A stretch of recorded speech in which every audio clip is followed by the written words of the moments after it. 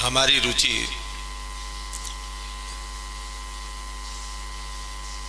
दो प्रकार से हम अनुभव कर पाते हैं।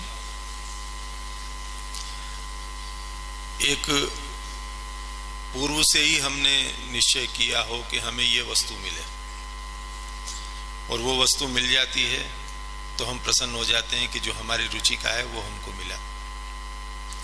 और दूसरा प्रकार ये है कि हमने निश्चय नहीं किया हो कि हमें क्या चाहिए, जो मिल रहा है वो हमको रुचिकर लगने लग जाए तो उसमें भी हमारी प्रसन्नता होती है। तो अब ये श्रोता के ऊपर है, अपनी रुचि पहले विचार कर ली कि मुझे ये चाहिए, अथवा जो मिल रहा है उसको रुचिकर जब लगने लगा तो उसमें आनंद आ जाए। वाणी तो सब श्रीमद् वल्लभाचार्य चरण की अति गूढ़ है। आप हम सभी तो आप श्री की कृपा से केवल प्रयत्न करते हैं कि कितना अभिनिवेश आपकी कृपा से हमारा आपकी वाणी में हो जाए। और ये हमारा तो अनुभव है कि जितनी बार भी श्री वल्लभ की वाणी का अनुसंधान करते हैं उतनी बार नवीन भाव स्फुरित होते हैं। पर कितने ही प्रसंग जो पूर्व में भी कहा कि वो नहीं कहे जाते हैं सत्संग में, वो क्लिष्ट विषय होने के कारण नहीं कहे जाते। अमुक सुबोधनी जी के अंश ऐसे हैं जो शास्त्राभ्यासी हैं, उन्हीं को समझ में आ सकते हैं। अब यदि वो प्रसंग कहे जाएं, जैसे व्याकरण सम्मत शब्दार्थ श्री महाप्रभु जी ने जो आज्ञा की है सुबोधनी जी में, तो उसको समझाना एक प्रकार से व्याकरण का ही ज्ञान कराना है पहले। तो फिर उसमें जो श्रोता हैं उनको विषयांतर की भी अनुभूति होने लगती है कि भाई प्रसंग कहाँ कौन सा चल रहा था और यहाँ कथन कौन सा हो रहा है। तो इसलिए ऐसे जो श्रोताओं को क्लिष्ट लगे इस प्रकार के जो वर्णन है उनको प्राय संक्षेप में अथवा नहीं भी कहा जाता है। तो सुबोधनी जी का तो भाव अत्यंत गूढ़ है और हम इसी से उसकी गूढ़ता समझ सकते हैं कि सुबोधनी जी को समझाने के लिए आचार्यों ने कितने ही प्रकार से जो है अपने भावों को प्रकट किया। श्रीमद् विठलेश प्रभुचरण ने टिप्पणी जी प्रकट की सुबोधनी जी पर।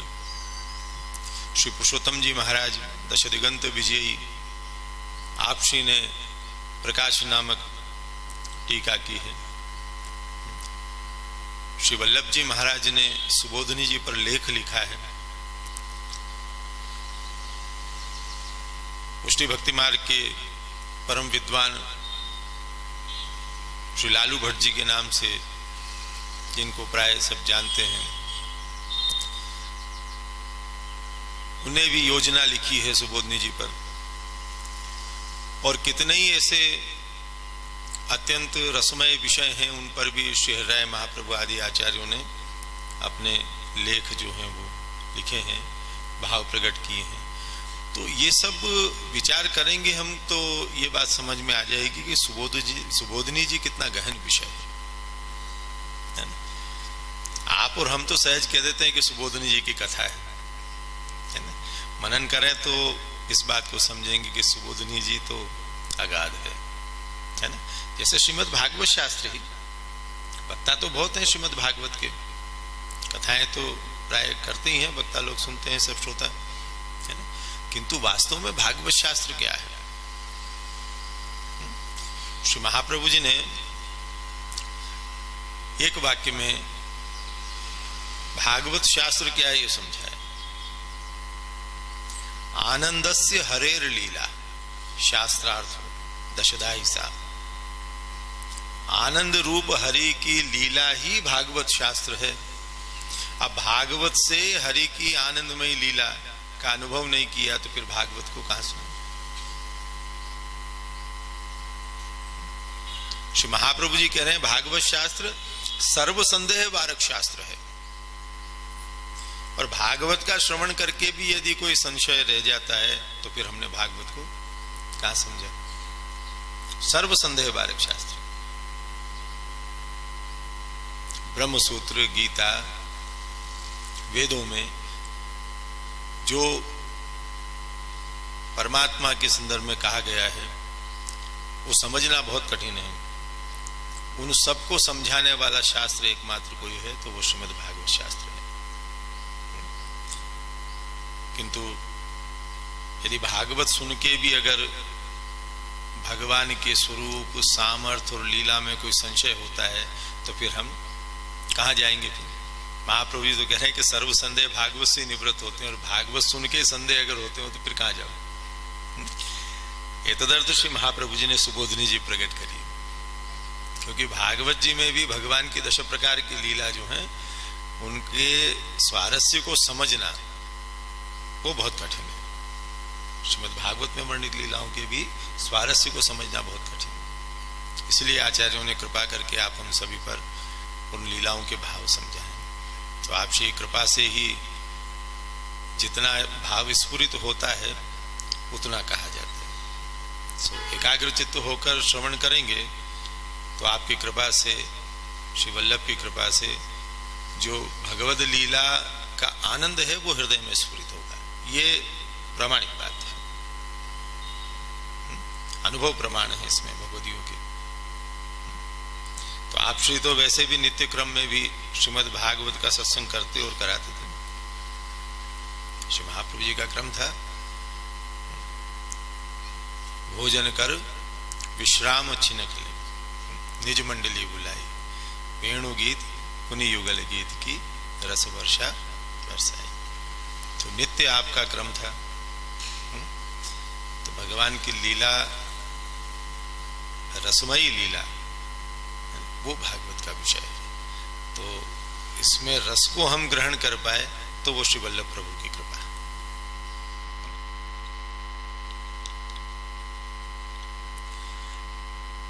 गत दिवस हमने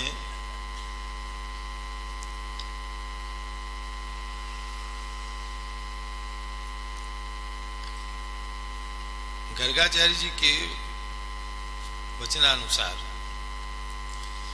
जो नंद बाबा को कहे गए कि ये श्री कृष्ण कौन है, भगवान के गुणों का वर्णन,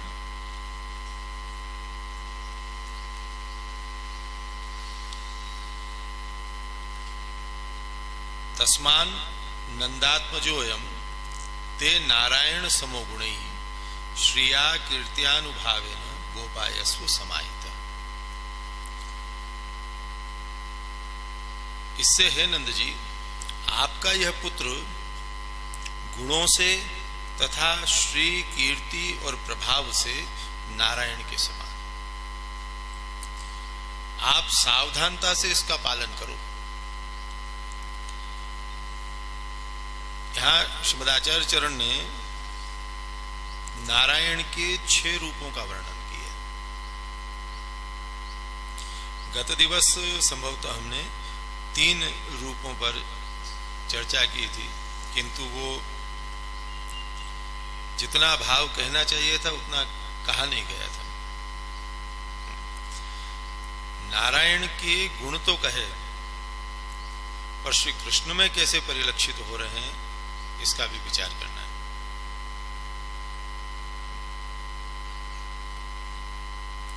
नारायण के अक्षर, पुरुष और अंतर्यामी, ये 3 रूप हैं। इन तीनों रूपों में जो गुण हैं वे गुण इसमें भी हैं। ये जो श्री कृष्ण हैं इनमें उन तीनों नारायण के गुण जो हैं वो विद्यमान है। अर्थात ये अक्षर, पुरुष और अंतर्यामी रूप जो नारायण हैं इनके गुण जो हैं वो इन कृष्ण में भी हैं। इसलिए ये श्री कृष्ण नारायण के समान है। पूर्व में भी कहा कि नारायण समोगुण ही कहने का अभिप्राय क्या है, समानता बताने के लिए नहीं, विशिष्टता बताने के लिए। कैसे? अब नारायण के 3 गुण जो हैं, 3 नारायण के गुण कहें पृथक पृथक, अक्षर रूप नारायण, पुरुष रूप नारायण और अंतर्यामी रूप नारायण। तो अक्षर रूप नारायण का गुण जो अक्षर रूप नारायण में है, ऐसे ही पुरुष रूप नारायण का गुण जो पुरुष रूप नारायण में ही है, उसी प्रकार से अंतर्यामी रूप नारायण का गुण। अब ये तीनों गुण किसमें है? इन श्री कृष्ण में। तो अधिकता हो गई कि नहीं?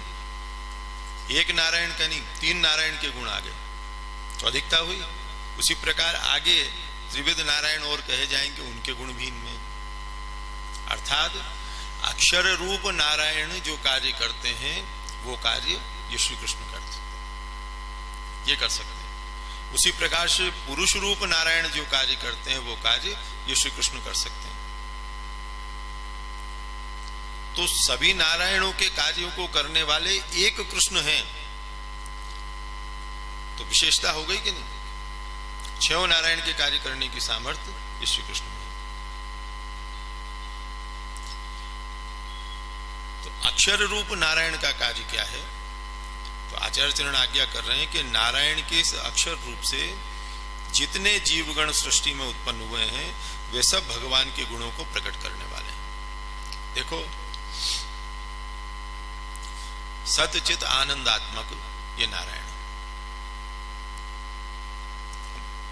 जब ये अपने चिद से अंशरूप जीवों को प्रकट करते हैं तो उस परम चेतना का प्रमाण अंशरूप जीवों की चेतनता से होता है। तो वो नारायण जो हैं वो चिद रूप हैं। इसका ज्ञान किससे होता है? उनके अंशरूप जीवों से जो चेतन है। तो उस नारायण के चिद गुण को ये जीव जो चेतन अंशरूप है वो प्रकट कर रहे हैं। आचार्य चरण क्या आज्ञा कर रहे हैं कि वे सब भगवान के गुणों को प्रकट करने वाले हैं। उस अक्षर रूप नारायण के अंशभूत जितने भी जीवात्माएं हैं वो अक्षर रूप नारायण परम चैतन्य है, उसकी चेतनता का प्रमाण देते हैं। तो गत दिवस कहा था, जैसे उपनिषद कहते हैं, यथा अग्नि क्षुद्रा विस्फुलिंगा व्युच्चरन्ति, जैसे अग्नि के ढेर से चिंगारी निकलती हैं ऐसे ही उस चिदात्मक परमात्मा से जीवों का निस्सरण होता है।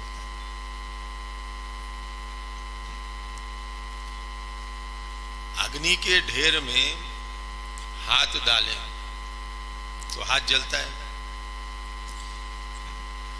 उसी अग्नि से निकली हुई चिंगारी यदि त्वचा पर उसका स्पर्श करती है तो जलन होती है ना। तो उस चिंगारी में जो ताप है उससे अग्नि के ढेर के ताप का अनुमान हो जाता है कि जब उसकी एक चिंगारी जो है इतना ताप उत्पन्न कर रही है तो उसमें कितना होगा। तो उस नारायण का जो गुण है वो जीव द्वारा इस प्रकार से प्रकट होता है कि अंश में जब चेतनता इतनी है तो वो परम चेतन कैसा होगा। तो अक्षर रूप नारायण जो है उनके गुणों को उसके अंश रूप जीव जो हैं वो प्रकट करते हैं।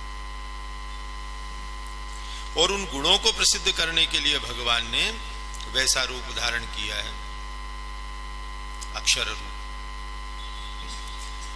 अब ये भगवान श्री कृष्ण में गुण कैसे प्रकट हो रहे हैं? सिद्धांत तो ये है कि अक्षर रूप नारायण अपने अंशभूत जीवों को प्रकट करता है। भगवान में कैसे ये गुण प्रकट हो रहे हैं? श्री कृष्ण में कैसे प्रकट हो रहे हैं? नारायण समगुण ही कहा है ना। तो अक्षर से जीवात्माओं की उत्पत्ति है, वैसे ही कृष्ण से वो गुण प्रकट कैसे हो रहे हैं कि अक्षर अपने अंशरूप जीवों को प्रकट करता है। कृष्ण ने किसको किया? जब ये अगर नहीं जानेंगे तो समगुण ही कैसे कह सकते हैं?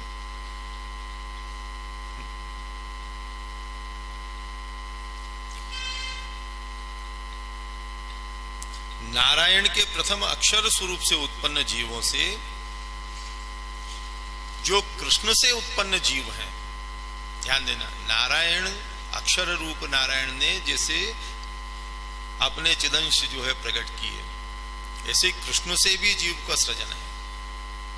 आप लोग षोडश ग्रंथ में पाठ करते हैं, पुष्टिम कायेन निश्चय, भगवद रूप सेवार्थ, अपनी अंतरंग लीला के लिए भगवान श्री कृष्ण अपने आनंदात्मक श्री विग्रह से एक सृष्टि उत्पन्न करते हैं। जैसे नारायण से सभी चेतन जीव प्रकट हुए, ऐसे कृष्ण से सभी लीला सृष्टि जो है उत्पन्न हो गई। समानता, नारायण समगुणी।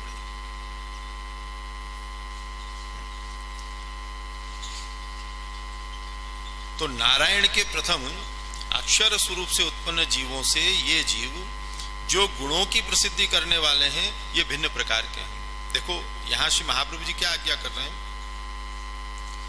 उन गुणों को प्रसिद्ध करने के लिए भगवान ने वैसा रूप धारण किया है, नारायण स्वरूप। तो उसके लिए जीवों की उत्पत्ति क्यों की? तो उस परम चैतन्य को कोई जान नहीं सकता, किंतु उसके अंशभूत जीवों से उसकी चेतनता का अनुमान किया जा सकता है। भगवान के गुण अनंत हैं, कोई पार पा सकता है? नहीं नहीं। और जब भगवान के श्रीअंग से प्रकटित सृष्टि में उनके गुण प्रकट होते हैं, तो उनसे भगवान के गुण जो हैं उनका अनुमान किया जा सकता है। तो अपने यहाँ ये कहा गया है भक्ति मार्ग में कि जैसे भगवान श्री कृष्ण सच्चिदानंद स्वरूप हैं, आनंद स्वरूप हैं, ऐसे ही आपकी लीला सृष्टि के जीव भी सच्चिदानंदात्मक हैं। इसलिए भगवान के लीलाधाम और लीलाधाम में स्थित जितनी भगवान की सृष्टि है, वो सब ब्रह्मा जी द्वारा रचित सृष्टि से परे अपराकृत है, सच्चिदानंदात्मक है। ब्रह्मा रूप होकर भगवान जब सृष्टि का सृजन करते हैं तो वहां जड़ केवल जड़ होता है, चेतन केवल चेतन होता है। पर भगवान की जो निज लीला सृष्टि है उसमें सभी सच्चिदानंद स्वरूप है। जड़ में भी चेतनता है, जड़ में भी आनंद है, सब सच्चिदानंद स्वरूप है। तो ऐसा क्यों है? क्योंकि जिनसे प्रकट हुए हैं वो सच्चिदानंद स्वरूप है।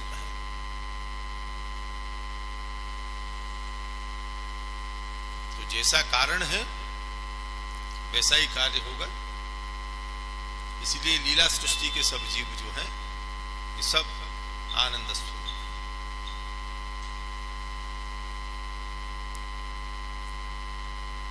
तो जो गुणों की प्रसिद्धि करने वाले भिन्न प्रकार के जीव हैं, अर्थात वे लीला सृष्टि के जीव हैं। इसलिए उनमें जब भगवान ने दस रस संबंधी सर्वभाव स्थापन किए हैं, देखो ये विशेषता है लीला सृष्टि के जीवों की।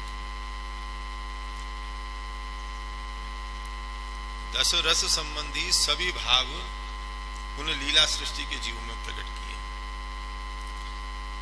हाँ, लीला की विविधता के लिए इतना अवश्य भगवान ने किया है कि किसी एक लीला सृष्टि के जीव में एक रस का प्राधान्य रखा, किसी में दूसरे रस का प्राधान्य रखा।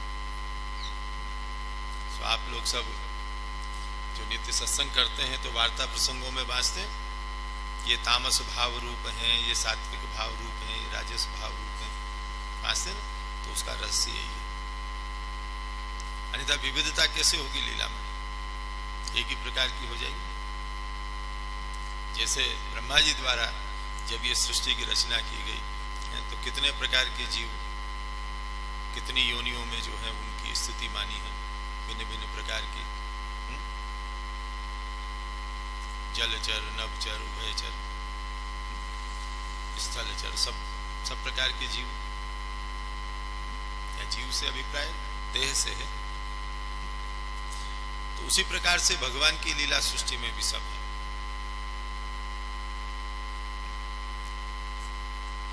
इसलिए इसलिए अपने यहाँ श्री ठाकुर जी की सेवा में जो खिलौना की तबकड़ी है उसमें विभिन्न प्रकार के खिलौना होते हैं, है ना? ये सब उन भक्तों के भावात्मक हैं जो लीला सृष्टि के जीव हैं। मोर, तोता, हाथी, घोड़ा सब पधराते हैं ना, इन सब का अलौकिक भाव है। श्री हरिराय महाप्रभु हमको यही शिक्षा करते हैं कि ठाकुर जी की सेवा में प्रयुक्त जितने भी वस्तु पदार्थ पात्र हैं उन सब में अलौकिक भाव रखना चाहिए। ये सब लीलात्मक है, आदि दैविक है। अलौकिक भाव रखोगे तो सेवा अलौकिक बनेगी, अन्यथा लौकिक ही रहेगी।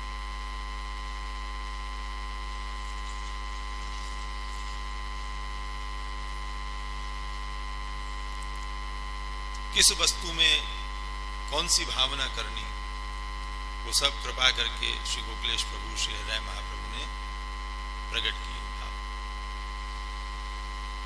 सेवा की आदि दैविकता, अलौकिकता, अलौकिक भावना से ही संभव है। सब वस्तु पदार्थ, ठाकुर जी के वस्त्र इत्यादि सब में अलौकिक भाव है, ये प्राकृत नहीं है। सामान्य दृष्टिया तो वस्त्र हैं, पर लीलात्मक भाव जो आचार्यों ने वर्णन किया है उसमें केवल वस्त्र नहीं है। ऐसा भी कहा कि वस्त्र में भी सच्चिदानंदात्मकता है, अलौकिक लीला सृष्टि। तो जैसे अक्षर रूप नारायण अपने चिदंश को प्रकट करता है, ऐसे ही भगवान श्री कृष्ण अपने अलौकिक श्री विग्रह से अलौकिक सृष्टि को उत्पन्न करते। नारायण समम।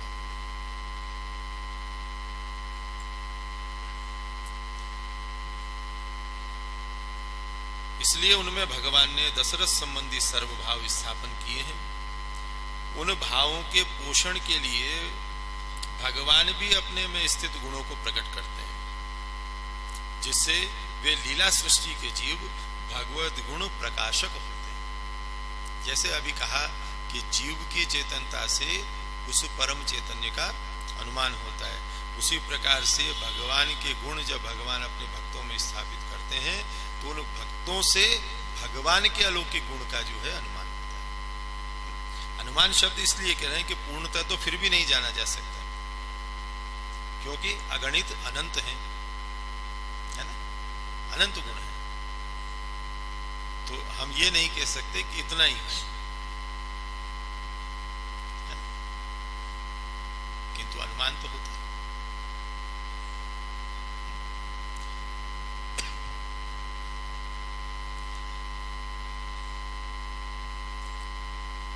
पर इससे यूं न समझना चाहिए कि लीला सृष्टि के जीवों में कोई जीव वैसा गुण प्रकाश करने वाला होगा, क्योंकि वास्तव में भगवान ही लीला सृष्टि में जीव रूप से प्रकट हुए हैं। अतः लीला सृष्टि के सकल जीव समान गुण प्रकाशक हैं। अभी आपको कहा कि किसी में कोई रस का प्राधान्य है, किसी में किसी रस का प्राधान्य है, और वस्तुतः वो रस जीव का विषय नहीं है।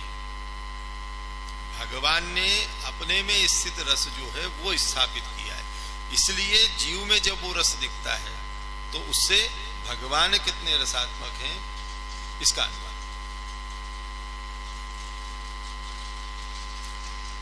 इससे यह समझाया कि प्राकृत सृष्टि को इस रस की प्राप्ति नहीं होती है। जो प्राकृत है, जिसको हमारे यहाँ बहिर्सृष्टि कहा जाता है, और भगवान के श्रीअंग से जो प्रकटित है वो अंतरंग सृष्टि है। तो प्राकृत सृष्टि जो है, बहिरंग सृष्टि जो है, उसमें ये सब गुण नहीं है और न उनको इस रस की प्राप्ति संभव। तो वो प्राकृतता जब तक उनमें से नहीं चली जाए और अप्राकृतता नहीं आ जाए तब तक वो जीव इस रस की अनुभूति के योग्य नहीं बनता। और इसीलिए तो भगवान ने ये सब लीलाएं की हैं असुर वध आदि की, कि जो दोष जीव को प्राकृत बना रहे हैं वो दोष जब तक दूर नहीं होंगे तब तक अप्राकृतता नहीं आएगी, और जब तक अप्राकृतता नहीं आएगी तब तक भगवद रस की अनुभूति नहीं।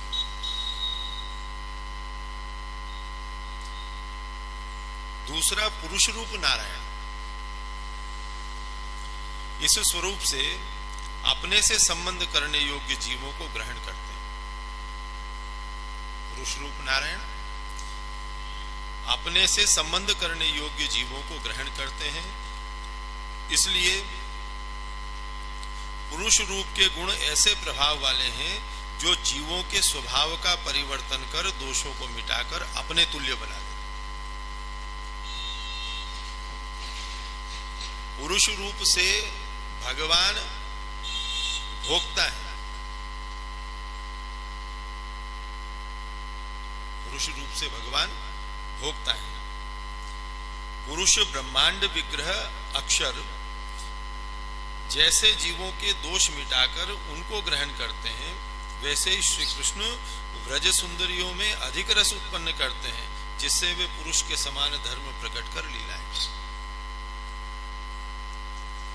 देखो, भगवान की अंतरंग सृष्टि रसात्मक सृष्टि है। क्यों रसात्मक है? कि वो परमात्मा रसरूप है, वो ब्रह्म रसरूप है। अपने रस के आस्वादन के लिए ही भगवान अपने ही श्रीअंग से अलौकिक सृष्टि प्रकट करते हैं। ये तारतम्य समझना, अंतरंग सृष्टि और बहिरंग सृष्टि का। अंतरंग सृष्टि के जो जीव हैं वो केवल उस परमात्मा रसो वैसा स्वरूप के लीला विलास के लिए,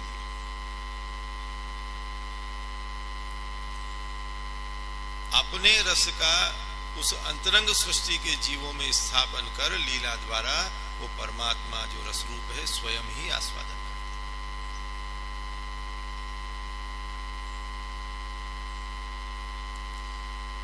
बहिरंग सृष्टि में भी जीव अज्ञान से ऐसा समझता है कि मैं विषयों को भोगता हूं।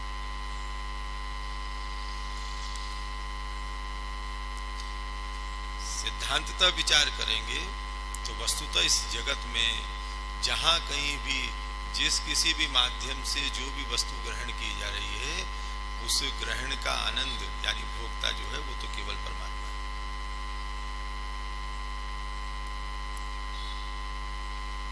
जीवात्मा ऐसा मान लेता है अध्यास के कारण कि मैं भोग रहा हूं।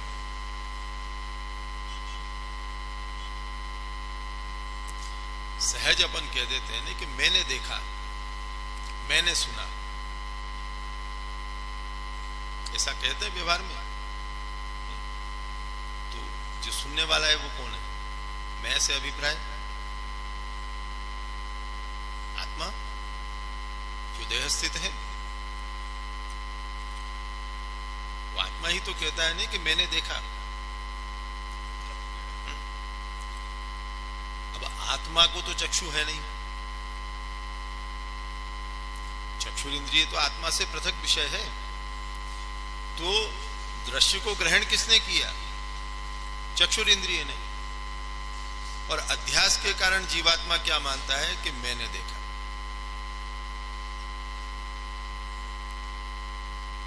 शब्द श्रवण करती है श्रवण इंद्रिय, ये श्रवण इंद्रिय मेरा स्वरूप है, अर्थात मैं श्रवण इंद्रिय रूप हूं, ऐसा मानकर जीव क्या कहता है कि मैंने सुना। ये सब इंद्रिय उत्पन्न करने वाला, इन सब इंद्रियों के रूप में प्रकट होने वाला तो वो परमात्मा है। तो देख भी वही रहा है, सुन भी वही रहा है। जीव अज्ञान से ऐसा मान लेता है कि मैं देख रहा हूं, मैं सुन रहा हूं। तो वास्तव में सब इंद्रियों के विषयों को भोग कौन रहा है? वो परमात्मा। जीव अज्ञान से ऐसा मानता है कि मैं भोग। अब जब वो भोग ही नहीं रहा तो फिर तृप्ति कैसे होगी? इसीलिए कितने भी विषय मिल जाए इच्छित, जीव तृप्त नहीं होता, क्योंकि उसको मिल ही नहीं रहा। तो कौन भोग रहा है? भोक्ता च प्रभुरेव च, गीता में भगवान कह रहे अहम ही सर्व यज्ञान।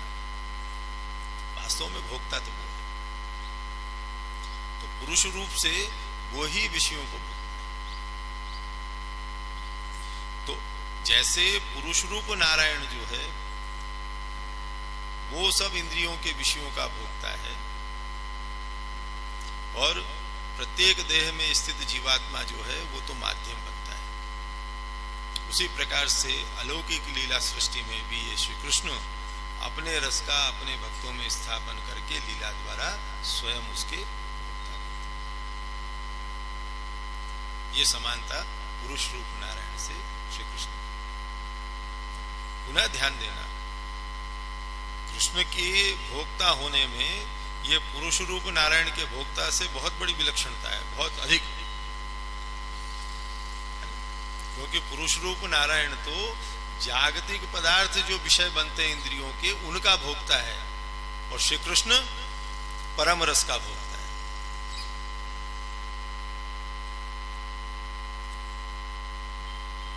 नारायण का तीसरा रूप कहा अंतर्यामी रूप नारायण। इस स्वरूप से जीवाधीनवत होकर जीव को सर्व कार्यों की प्रेरणा करते।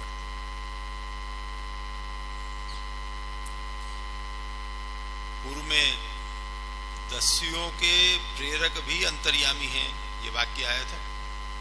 तो सबको प्रेरणा करते हैं, सबके प्रेरक हैं, सबको एक जैसी प्रेरणा करते हैं ऐसा नहीं, केवल प्रेरक हैं। ध्यान देना। तो जिससे जीव भगवत भक्ति आदि में प्रवृत्त होते हैं।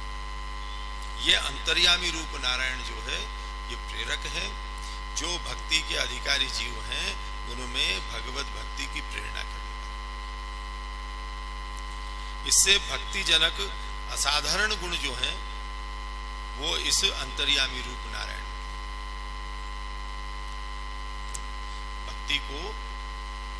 भक्ति के लिए प्रेरित करने वाले, इसलिए वो गुण असाधारण है। उपरोक्त तीनों स्वरूप के सर्वगुण श्री कृष्ण में हैं। अंतर्यामी इस स्वरूप से जैसे नारायण जीवाधीन होकर लीला करते हैं, वैसे ही श्री कृष्ण भी गोपी जनों के अधीन होकर वैसे ही लीला करते हैं। देखो, जैसा जिसका भाव है उसी भाव को प्रेरणा कर देने वाले हैं। तो भक्त का जैसा भाव है भगवान भी उसके अनुरूप हो जाते हैं। तो कितनी लीला भगवान की ऐसी हैं जो भगवान होने से उनको नहीं करनी चाहिए। इसी प्रसंग में आगे वर्णन आएगा दौड़ आदि लीलाओं। पर जैसे भक्त हैं उनको प्रेरित करना है तो फिर भगवान उनके लिए वैसी लीला करते हैं। भक्त मनोरथ करते हैं कि भगवान हमसे याचना करें, तो उनके भाव की वृद्धि के लिए भगवान उनसे याचना भी करते हैं। रंचक चाखन देरी दयो, रंचक चाखन देरी दयो। रंचक थोड़ो सो ही दे दे, चाक भी दे दे, याचना करें। इस याचना से भक्त में जो भगवान के प्रति भाव है वो और अधिक उचित है।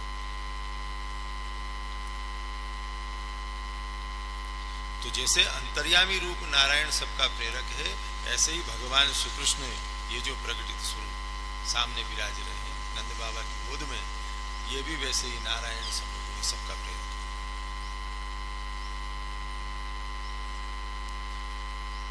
इसको अपने यहां कहा जाता है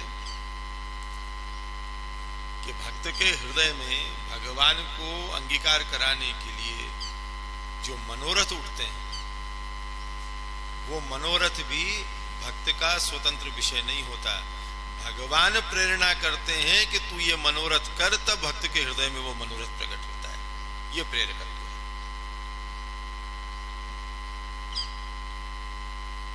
नहीं तो मनोरथों को जीव क्या समझे, भगवान प्रेरणा करते हैं। अब जो वैकुंठ में लक्ष्मी सहित विराजते हैं, अर्थात वैकुंठवासी लक्ष्मी नारायण,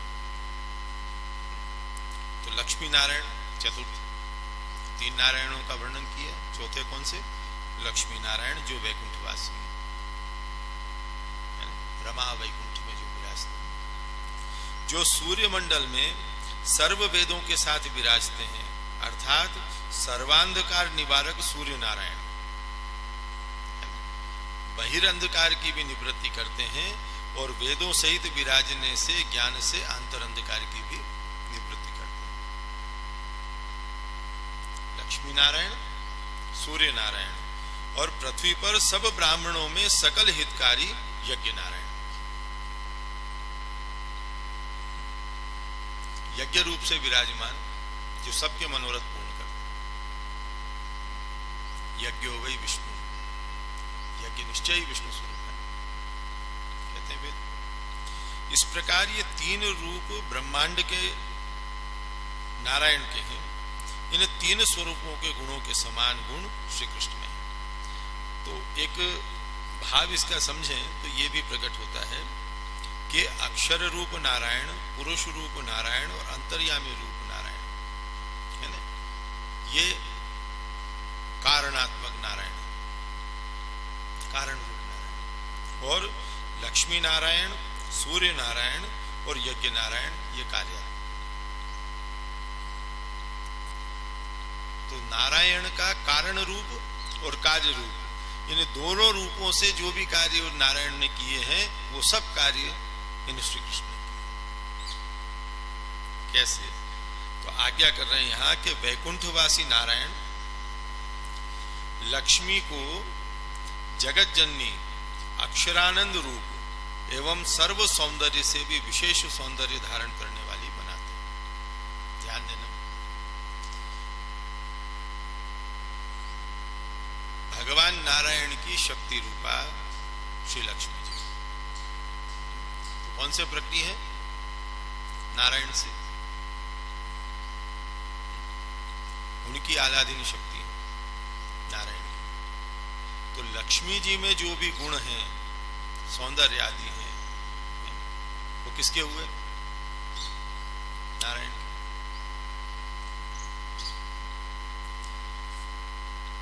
जैसे वैकुंठवासी नारायण लक्ष्मी में ये गुण प्रकट करते हैं, वैसे ही कृष्ण भी करते हैं। जब श्रीअंग से सृष्टि प्रकटित है तो उस सृष्टि में जो भी गुण, जो सौंदर्य आदि हैं, वो कहां से प्रकट हुए? तो परम सौंदर्य निधि तो भगवान कृष्ण है, वो ही अपनी सृष्टि को सौंदर्यवान बनाते हैं।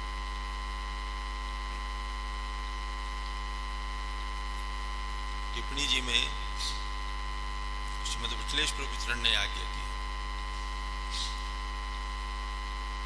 गुण सौंदर्य आदि वास्तव में इन ब्रजगोपियों में ही मूल रूप से स्थित है। ध्यान देना, जो अंतरंग सृष्टि है, नायिकाओं के गुण जो हैं, जो कहे गए शास्त्र में, वो तो मूलभूत गुण तो इन्हीं में ही है। इनके एक अंश के प्रसरण से लोक में जो है, जिनको वो अंश की, उस अंश के भी अंश की प्राप्ति होती है, वो सौंदर्यवान बन जाता है। इस लोक में जहां भी सौंदर्य हम देखते हैं, उनका मूल जो है वो तो ये ब्रज बनते हैं। तो उनकी सुंदरता का कोई अनुमान भी कर सकता है। ये ब्रज गोपियों का सौंदर्य जो है कैसा अलौकिक होगा कि उनके सौंदर्य का एक अंश जो है वो ही संपूर्ण जगत में नारियों के सौंदर्य को प्रकट करता है। तो उनका सौंदर्य कैसा होगा, वाणी से कहना संभव नहीं।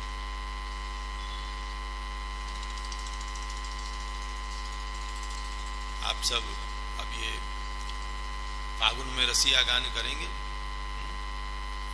रसिया में गाते हैं कि उमा रमा इंद्राणी भवानी निकसी है तेरी अंग छटा में ते।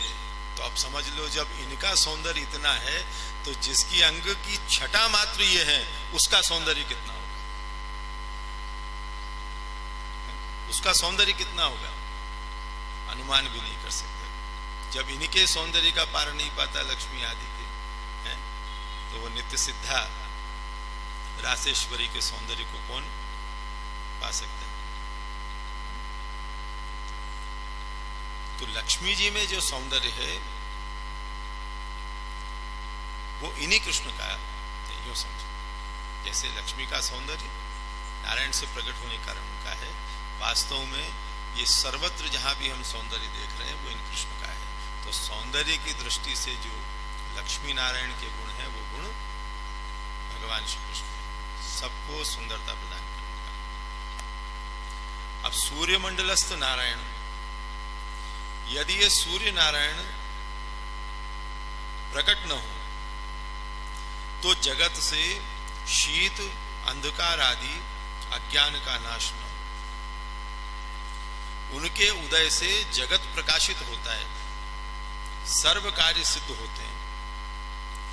इसलिए उस सूर्य नारायण की कीर्ति जगत में फैली हुई है। इसमें श्रुतियां भी प्रमाण है सूर्य की कीर्ति के विषय में। तो सूर्य की कीर्ति जो है जगत में फैली हुई है। वैसे ही जिस दिन से श्री कृष्णचंद्र का प्रागट्य हुआ है उसी दिन से आपकी कीर्ति भक्तों में भागवत आदि में प्रकाशित हो रही है, ग्रंथ में भी और भक्तों के हृदय में भी।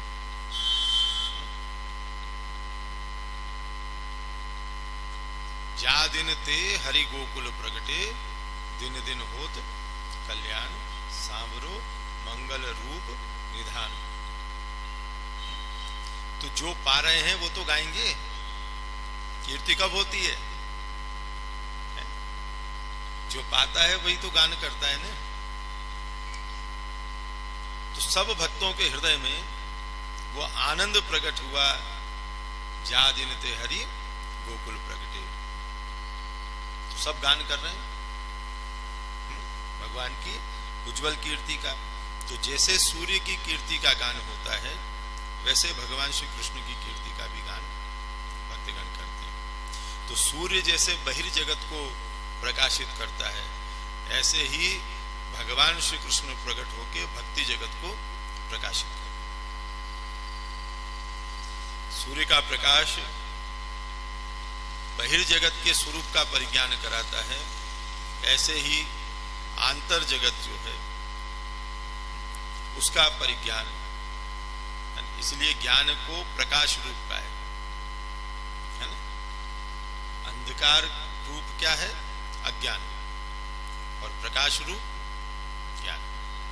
इसलिए शास्त्र में जिसमें ज्ञान का प्रकाश होता है वो ज्ञान के प्रकाश के आलोक में आत्मा का दर्शन करता है। तो भगवान श्री कृष्ण प्रकट होकर ऐसे ही स्वरूप का ज्ञान जो है वो जीवों को कराते हैं। तो जो देवी जीव हैं, अंतरंग लीला सृष्टि के जीव हैं, वो तो स्वरूप दर्शन से ही जान जाते हैं कि यही हमारे मनोरथ पूर्ण करता है। जब ब्रजगोपियों ने सुना कि यशोदा जी के यहाँ पुत्र का जन्म हुआ है तो कैसे आत्मानम भूषियांश चक्रो, आत्मा को श्रृंगारित किया। देखा तो नहीं अभी कृष्ण को, सुना है। ब्रज भयो महिर के पूत जब यह बात सुनी तो प्रकट होते ही ज्ञान हो गया ना। जैसे सूर्योदय होता है तो स्वतः प्रकाश हो जाता है, जैसे भगवान श्री कृष्ण का प्रागट्य हुआ था उनके स्वरूप का ज्ञान स्वतः ही सबके अंतर में प्रकट हो गया। सो हरि जन्मत ही आनंद। तो सूर्य मंडलस्थ नारायण का कार्य भी ये श्री कृष्ण से होता है, इसलिए नारायण समूह। छठे नारायण का स्वरूप का है यज्ञ नारायण।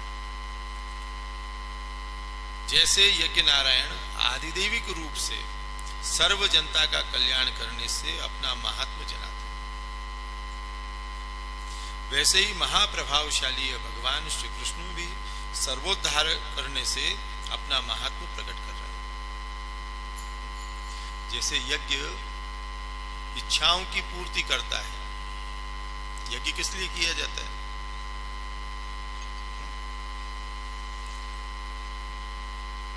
यज्ञ जो है फल के लिए ही तो किया जाता है ना। महाराज दशरथ ने पुत्रेष्टि यज्ञ किया, अकारण थोड़ी किया। पुत्रेष्टि यज्ञ है भाई, संतान प्राप्ति के लिए किया, पुत्र प्राप्ति के लिए। तो यज्ञ जो है अपनी इच्छाओं की पूर्णता के लिए। तो यज्ञ नारायण जो है वो सबकी इच्छाएं पूर्ण करते हैं। ऐसे भगवान श्री कृष्ण के समीप जो भी मनोरथ करके जाता है, भगवान उन सब के मनोरथ पूर्ण करते हैं। तो यज्ञ नारायण के समान जो है भगवान ने इस भाव से कही। जैसे कल्प वृक्ष है, कामधेनु है, इन सब का चिंतामणि है, ये सब इच्छित प्रदान करते हैं। वैसे यज्ञ भी इच्छित प्रदान करता है। तो जो यज्ञ नारायण कार्य करते हैं वो कार्य भगवान श्री कृष्ण भी करते हैं। और पुनः ध्यान देना कि यज्ञ नारायण का दिया हुआ कितना फलित हो उसकी सीमा है, किंतु भगवान श्री कृष्ण जब देते हैं तो वो अगणित अखंडित देते हैं, यानी ये विशेषता है। तो इस प्रकार से ये 6 नारायणों के कार्य भगवान श्री कृष्ण में है, इसलिए नारायण समोगुणी गर्गाचार्य जी करें। अब यहां ये प्रश्न उपस्थित होता है कि 6 ही नारायण क्यों कहे गए? नारायण आख्य तो और भी हैं, 6 ही नारायण क्यों कहे? कहा कि भगवान के 6 धर्म जो है ना, इन एक एक नारायणों में विराजते हैं, उसके उपरांत कुछ है ही नहीं शेष। फिर तो धर्मी शेष रहे तो कृष्ण भगवान स्वयं है ना? 6 नारायण इसलिए हैं। तो यहाँ अक्षर रूप नारायण जो है उसमें भगवान का ऐश्वर्य है, सर्वरूप होना यही तो ऐश्वर्य है। और पुरुष रूप नारायण में वीर्य गुण है, सबका भोक्ता, ये वीर्य गुण है। अंतर्यामी रूप नारायण में वैराग्य गुण है। भक्तों को ही प्रेरणा करते हैं कृष्ण, सबको नहीं। तो अपने भक्तों में राग, अन्य में राग का अभाव, यही भगवान का वैराग्य है। मदन्यते न जानन्ति ना हम तेभ्यो मनागमि। मेरे भक्त मेरे अतिरिक्त किसी को नहीं जानते, मैं भी अपने भक्त के अतिरिक्त किसी को नहीं जानता। ये वैराग्य गुण है। तो अंतर्यामी रूप से अपने भक्तों को प्रेरणा देते हैं। जैसा अभी कहा कि मनोरथ भी जीव की सामर्थ्य से प्रकट नहीं होते, भगवान ही प्रेरणा करते हैं जब जीव में मनोरथ होते। वैकुंठवासी नारायण स्वाभाविक लक्ष्मी को जब प्रकट करते हैं, लक्ष्मी परम सौंदर्यवती होने से श्री गुण जो है इससे सूचित होता है, जो वैकुंठवासी नारायण लक्ष्मी नारायण। सूर्य मंडलस्थ नारायण, इनमें यश गुण है कि सूर्य के प्रकट होते ही, उदित होते ही प्रकाश सर्वत्र प्रसरित हो जाता है। यही तो यश कीर्ति है जो सर्वत्र फैलती है। तो यहाँ यश अर्थात कीर्ति आदि जो है इनमें कहे सूर्य मंडलस्थ नारायण में यश गुण है। यज्ञ नारायण, इसमें ज्ञान गुण, ये यथा माम प्रपद्यन्ते तांस तथैव भजाम्यहम्। जिस भाव से यज्ञ किया जाएगा, जिस फल की प्राप्ति के लिए, है ना, वही फल मिलेगा। उतना ही जानना, जितना चाहिए उतना दे। और भी ऐसे अनेक भाव नारायण स्वरूपों के हैं, विस्तार वैसे अभी और कहना उचित नहीं है। तो नारायण स्वरूप के गुण भी इस श्री कृष्ण में हैं, इसलिए श्री कृष्ण की उस नारायण के साथ जो समानता दिखलाई गई है वो यहाँ प्रकट की गई। ये 6 स्वरूप जो नारायण के हैं, इतने ही गुण भगवान श्री कृष्ण में नहीं है, ये बात सदैव ध्यान रखना। टीकाकार भी आज्ञा कर रहे हैं। यहाँ तो ये केवल संकेत किया है। ये जो 6 नारायण जगत प्रसिद्ध हैं शास्त्र में, जिनका यशोगान है, उनके कार्य, सब कार्य एक श्री कृष्ण कर सकते हैं। इनके गुण तो अगणित हैं। इस प्रकार भगवान के गुणों का वर्णन कर मूल श्लोक में जो चकार है वो च अक्षर देकर यह बताया कि सत्य और शौच आदि गुण जो प्रथम स्कंद में कहे गए हैं वे भी श्री कृष्ण में इसके स्वरूप में विराजित हैं। तो केवल इतने ही गुण नहीं है, चकार से यहाँ मूल श्लोक में जो चकार है उससे और है ना, अन्य भी जो गुण है वो सब आ जाते हैं इसमें। तो ये श्री कृष्ण जो है अनंत गुणों की खान, अनंत गुणों की निधि है। इस प्रकार से इस श्लोक का भाव समझना चाहिए। गर्गाचार्य जी जो कहना चाह रहे हैं नंद बाबा को कि तुमको किसी भी फल की प्राप्ति के लिए कहीं और जाने की आवश्यकता नहीं है। जो भगवान नारायण दे सकते हैं वो सब ये कृष्ण दे सकते हैं, इसलिए केवल इनकी सेवा करो, सब फल की प्राप्ति हो जाए। ये बात हम सभी को हृदय में दृढ़ करके रखनी चाहिए। श्री वल्लभ की कृपा से जो परात्पर पूर्ण पुरुषोत्तम भगवान श्री कृष्ण हमारे यहाँ विराज रहे हैं वही फलात्मक हैं। सब फल जो लोक वेद में कहे गए हैं वो कृष्ण में ही विराजमान है। जिनको कृष्ण मिल गए उनको भी किसी और फल की आवश्यकता नहीं। ये श्री कृष्ण गुण निधि हैं। अतः अंतःकरण को पूरी तरह सावधान करते हुए इसकी पालना करो। ये गर्गाचार्य जी एक प्रकार से आज्ञा देकर गए नंद बाबा, क्योंकि कहा नहीं कि मैं इनके गुण स्वरूप को जानता हूं, तुम नहीं। मैं इसके कितने नाम रूप में जानता हूं, तुम नहीं जानते। इसलिए कह रहे मैं जानता हूं, इसलिए कह रहा हूं कि सावधानी से इनका पालन करोगे तो सर्व रस की, सर्व आनंद की अनुभूति इस कृष्ण में ही होगी, कहीं और जाने की आवश्यकता नहीं। यहाँ सावधानी पूर्वक जो है पालना करो, ये कहने का अभिप्राय ये है। इस कृष्ण को जो अच्छा लगा वो करते हुए इसका पालन करो।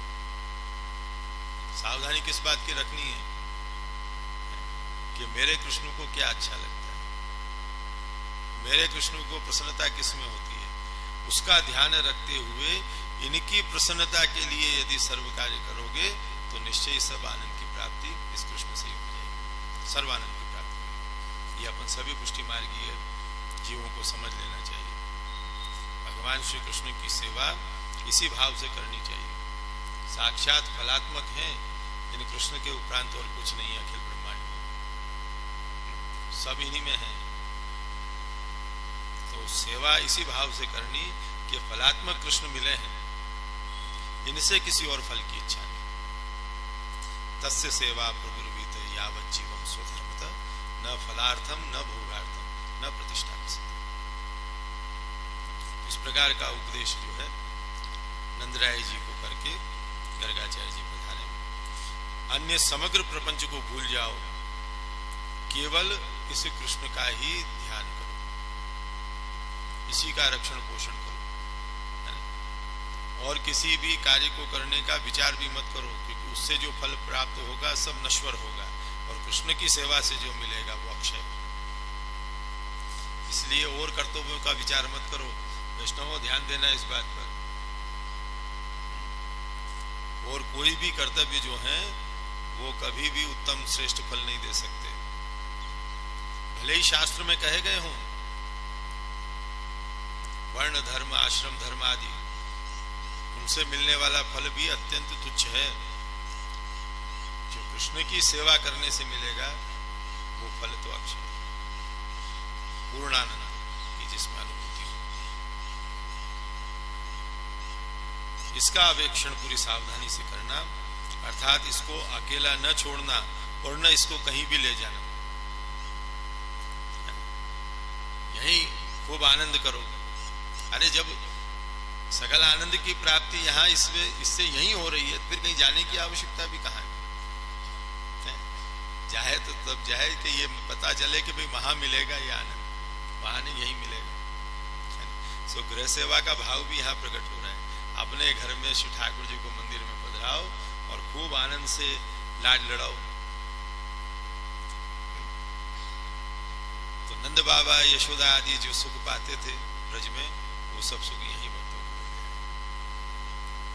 क्योंकि भगवान सर्वत्र है, नित्य है।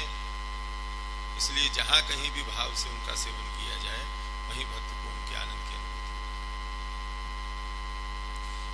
इस प्रकार पूरे ध्यान से इनका पालन करना, ये आज्ञा गर्गाचार्य की। एतावद उक्ता गते यज्जातम तदाहित। श्री गर्गाचार्य जी इतना कहकर चले गए। उसके अनंतर जो कुछ हुआ उसका वर्णन अब कर रहे हैं। श्री सुखदेव जी महाराज यहाँ क्या कर रहे हैं? श्री शुकोवाच इत्यात्मानं समादिश्य गर्गे च स्वगृहं गते नंदः प्रमुदितो मेन आत्मानं पूर्णमाशि। श्री सुखदेव जी कहते हैं कि इस प्रकार नंद जी को अच्छी तरह उपदेश देकर गर्गाचार्य जी के घर जाने पर नंद जी अत्यंत प्रसन्न हुए और अपने मन को आशीर्वादों से पूर्ण समझने लगे। जब अपने पुत्र का ऐसा महात्म श्रवण किया तो बड़े प्रसन्न हो गए कि विधाता ने ऐसा पुत्र दिया, अब इसके बाद क्या शेष है। तो सभी आशीष जो मिले हैं ना, वो यहाँ पूर्ण हो गए श्री कृष्ण की प्राप्ति से। सभी आशीषों का फल ये श्री कृष्ण। आचार्य चरण आज्ञा कर रहे हैं गर्गाचार्य जी की नंद जी को अच्छी तरह उपदेश देकर घर जाने पर नंदराय जी गर्गाचार्य जी के कहे हुए वचनों से अत्यंत प्रसन्न होते हुए अपने को आशीषों से पूर्ण समझने लगे। अर्थात नंदराय जी को निश्चय हो गया कि गर्गाचार्य जी ने जो कुछ कहा है वह सब सत्य है। ध्यान देना, कोई हमको कह दे तुम्हारे पास अमुक वस्तु है, इसके ये गुण हैं, और अगर संशय मन में हो तो फिर 10 जगह पूछोगे ना क्या वास्तव में ऐसा है। फिर जब कुछ प्रामाणिक लोग कह देंगे 2 4 8, तब फिर कहीं विश्वास होगा कि हाँ हो सकता है इस वस्तु में। और गर्गाचार्य जी तो स्वयं ही एकमात्र ऐसे ऋषि हैं सर्वज्ञ कि उनके वचन सुन के नंद बाबा ने ये निश्चय कर लिया कि जो उन्होंने कहा है वो सब सत्य है। इसलिए गुरुजन जब आज्ञा कर दें कि ये ऐसा है तो फिर उसमें किंतु परंतु नहीं करना चाहिए। जो किंतु परंतु करते हैं ना, फिर वो भटकते ही रहते हैं। फिर पूछते ही रहोगे 10-20 जनों से, पर कहीं भी शांति नहीं पाओगे चित्त में, संशय बने ही रहेंगे। इसलिए भगवान गीता में आज्ञा कर रहे हैं कि संशयात्मा विनश्यति। तो गुरुजनों पर दृढ़ विश्वास होना चाहिए कि जो आज्ञा इन्होंने की है वही, उसी आज्ञा से, उसके पालन से ही हमारा कल्याण होगा। ये विश्वास दृढ़ होना चाहिए। तो ऐसे गुरु रूप गर्गाचार्य जी ने जब वचन कहे तो नंद बाबा ने उनको अंतर मन से स्वीकार किया कि जो कुछ इन्होंने कहा है वो परम सत्य है।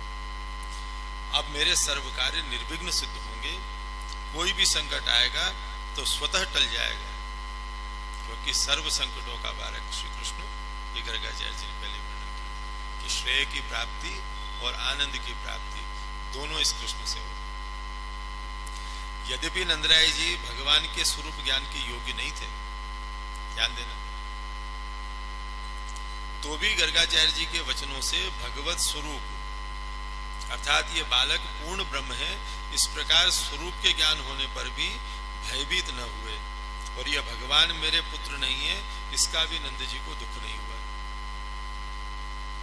ध्यान देना, इतना उपदेश किया, भगवान के नाम रूप आदि का वर्णन किया, गुणों का वर्णन किया गर्गाचार्य जी ने, तो सब सुन के आनंदित हुए कि मेरा पुत्र ऐसा है। लेकिन मेरा पुत्र ऐसा है, मेरा है पुत्र, बस ये भाव तो बना ही रहा ना, इसलिए कोई संशय मन में नहीं आया। इतना सुनने पर भी संशय नहीं है, तो वो जो भाव है वो बना रहा। यहाँ ये जो वचन श्रीमदाचार्य चरण के हैं कि नंदराय जी भगवान के स्वरूप ज्ञान के योग्य नहीं थे, है ना, उसका अभिप्राय यही है कि स्वरूप ज्ञान हो जाए तो वात्सल्य नहीं रहेगा। इनको तो वात्सल्य रस की अनुभूति करानी है भगवान को, इसलिए उस ज्ञान के योग्य नहीं थे, यूं कहा। अन्यथा नंद जी तो नाम ही नंद है। उपनिषद कहते हैं नंद ब्रह्मानंद स्वरूप है। नंद तो आनंद स्वरूप है भाई, तो अयोग्य कैसे हो सकते हैं?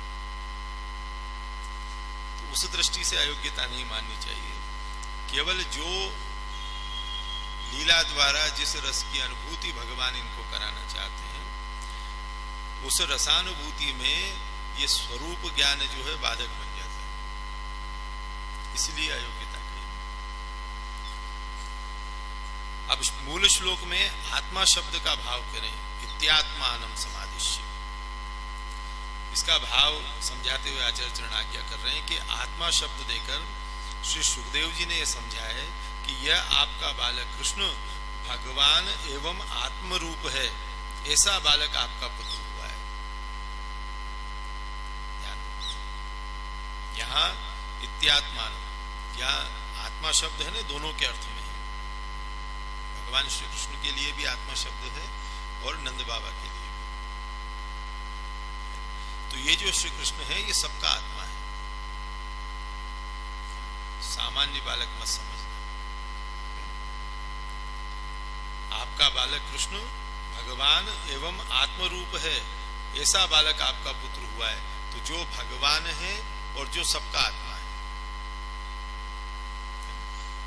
तो एक भाव क्या सूचित होता है कि सबका आत्मा होते हुए भी आपका बालक बना, यह विशेषता है। गोपीजनों ने निवेदन किया ना, न खलु गोपिकानंदनो भगवान अखिल देहि नामंत्रात्मत्र। केवल गोपिकानंदन यशोदानंदन नहीं हुआ, अखिल देहि नामंत्रात्मत्र। तो जो सबका आत्मा है वो प्रकट हुआ आपके यहाँ पे, कितने भाग्यशाली आप। अब इसके अतिरिक्त कुछ और अपेक्षा हो सकती है? इससे नंद जी आप भी कृतार्थ हैं, कृष्ण के प्रागट्य से आप कृतार्थ हो गए, आपके सब कर्म जो है यहाँ सफल हो गए। नंदराय जी समझने लगे कि जैसे कैसे भी पुत्र प्राप्त हुआ है, अतः गर्गाचार्य जी के वचनों को प्रमाण मानने लगे। यानी कृष्ण की ऐसी महिमा सुनी ने, तो किन्हीं भी कारणों से ऐसे कृष्ण पुत्र रूप में प्राप्त हुए, ये अर्थ समझा। लेकिन पुत्र है मेरे, ये भाव दृढ़ बना। भले कितने ही गुण हो, नारायण समो गुण ही, और है तो मेरा पुत्र। तो जैसे किसी पिता को अपने पुत्र के गुणों से गर्व होता है ना, बस उतना ही भाव प्रकट हुआ, बाकी मेरा पुत्र है ये भाव नहीं गया। हाँ। गर्गाचार्य जी ने जो सुंदर सत्य उपदेश दिया है, उसमें किसी भी प्रकार की शंका नहीं करनी चाहिए और दूसरे से भय भी नहीं है। इसकी रक्षा अच्छे प्रकार से करनी, यह उपदेश आज्ञा है। यदि इस आज्ञा का पालन न किया जाएगा तो गर्ग जी तो कोप करेंगे ही, परंतु भगवान भी कुपित होंगे। गर्ग जी कोप क्यों करेंगे?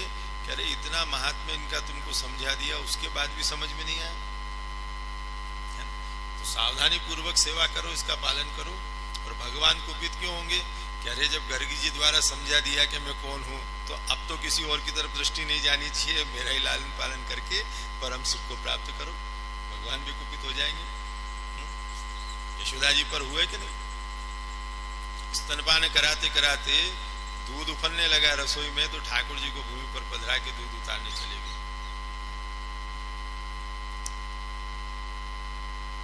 आनंद स्वरूप परमात्मा जब गोद में विराज रहा है, तो चित्त की वृत्ति कहीं दूसरे में जाए कैसे?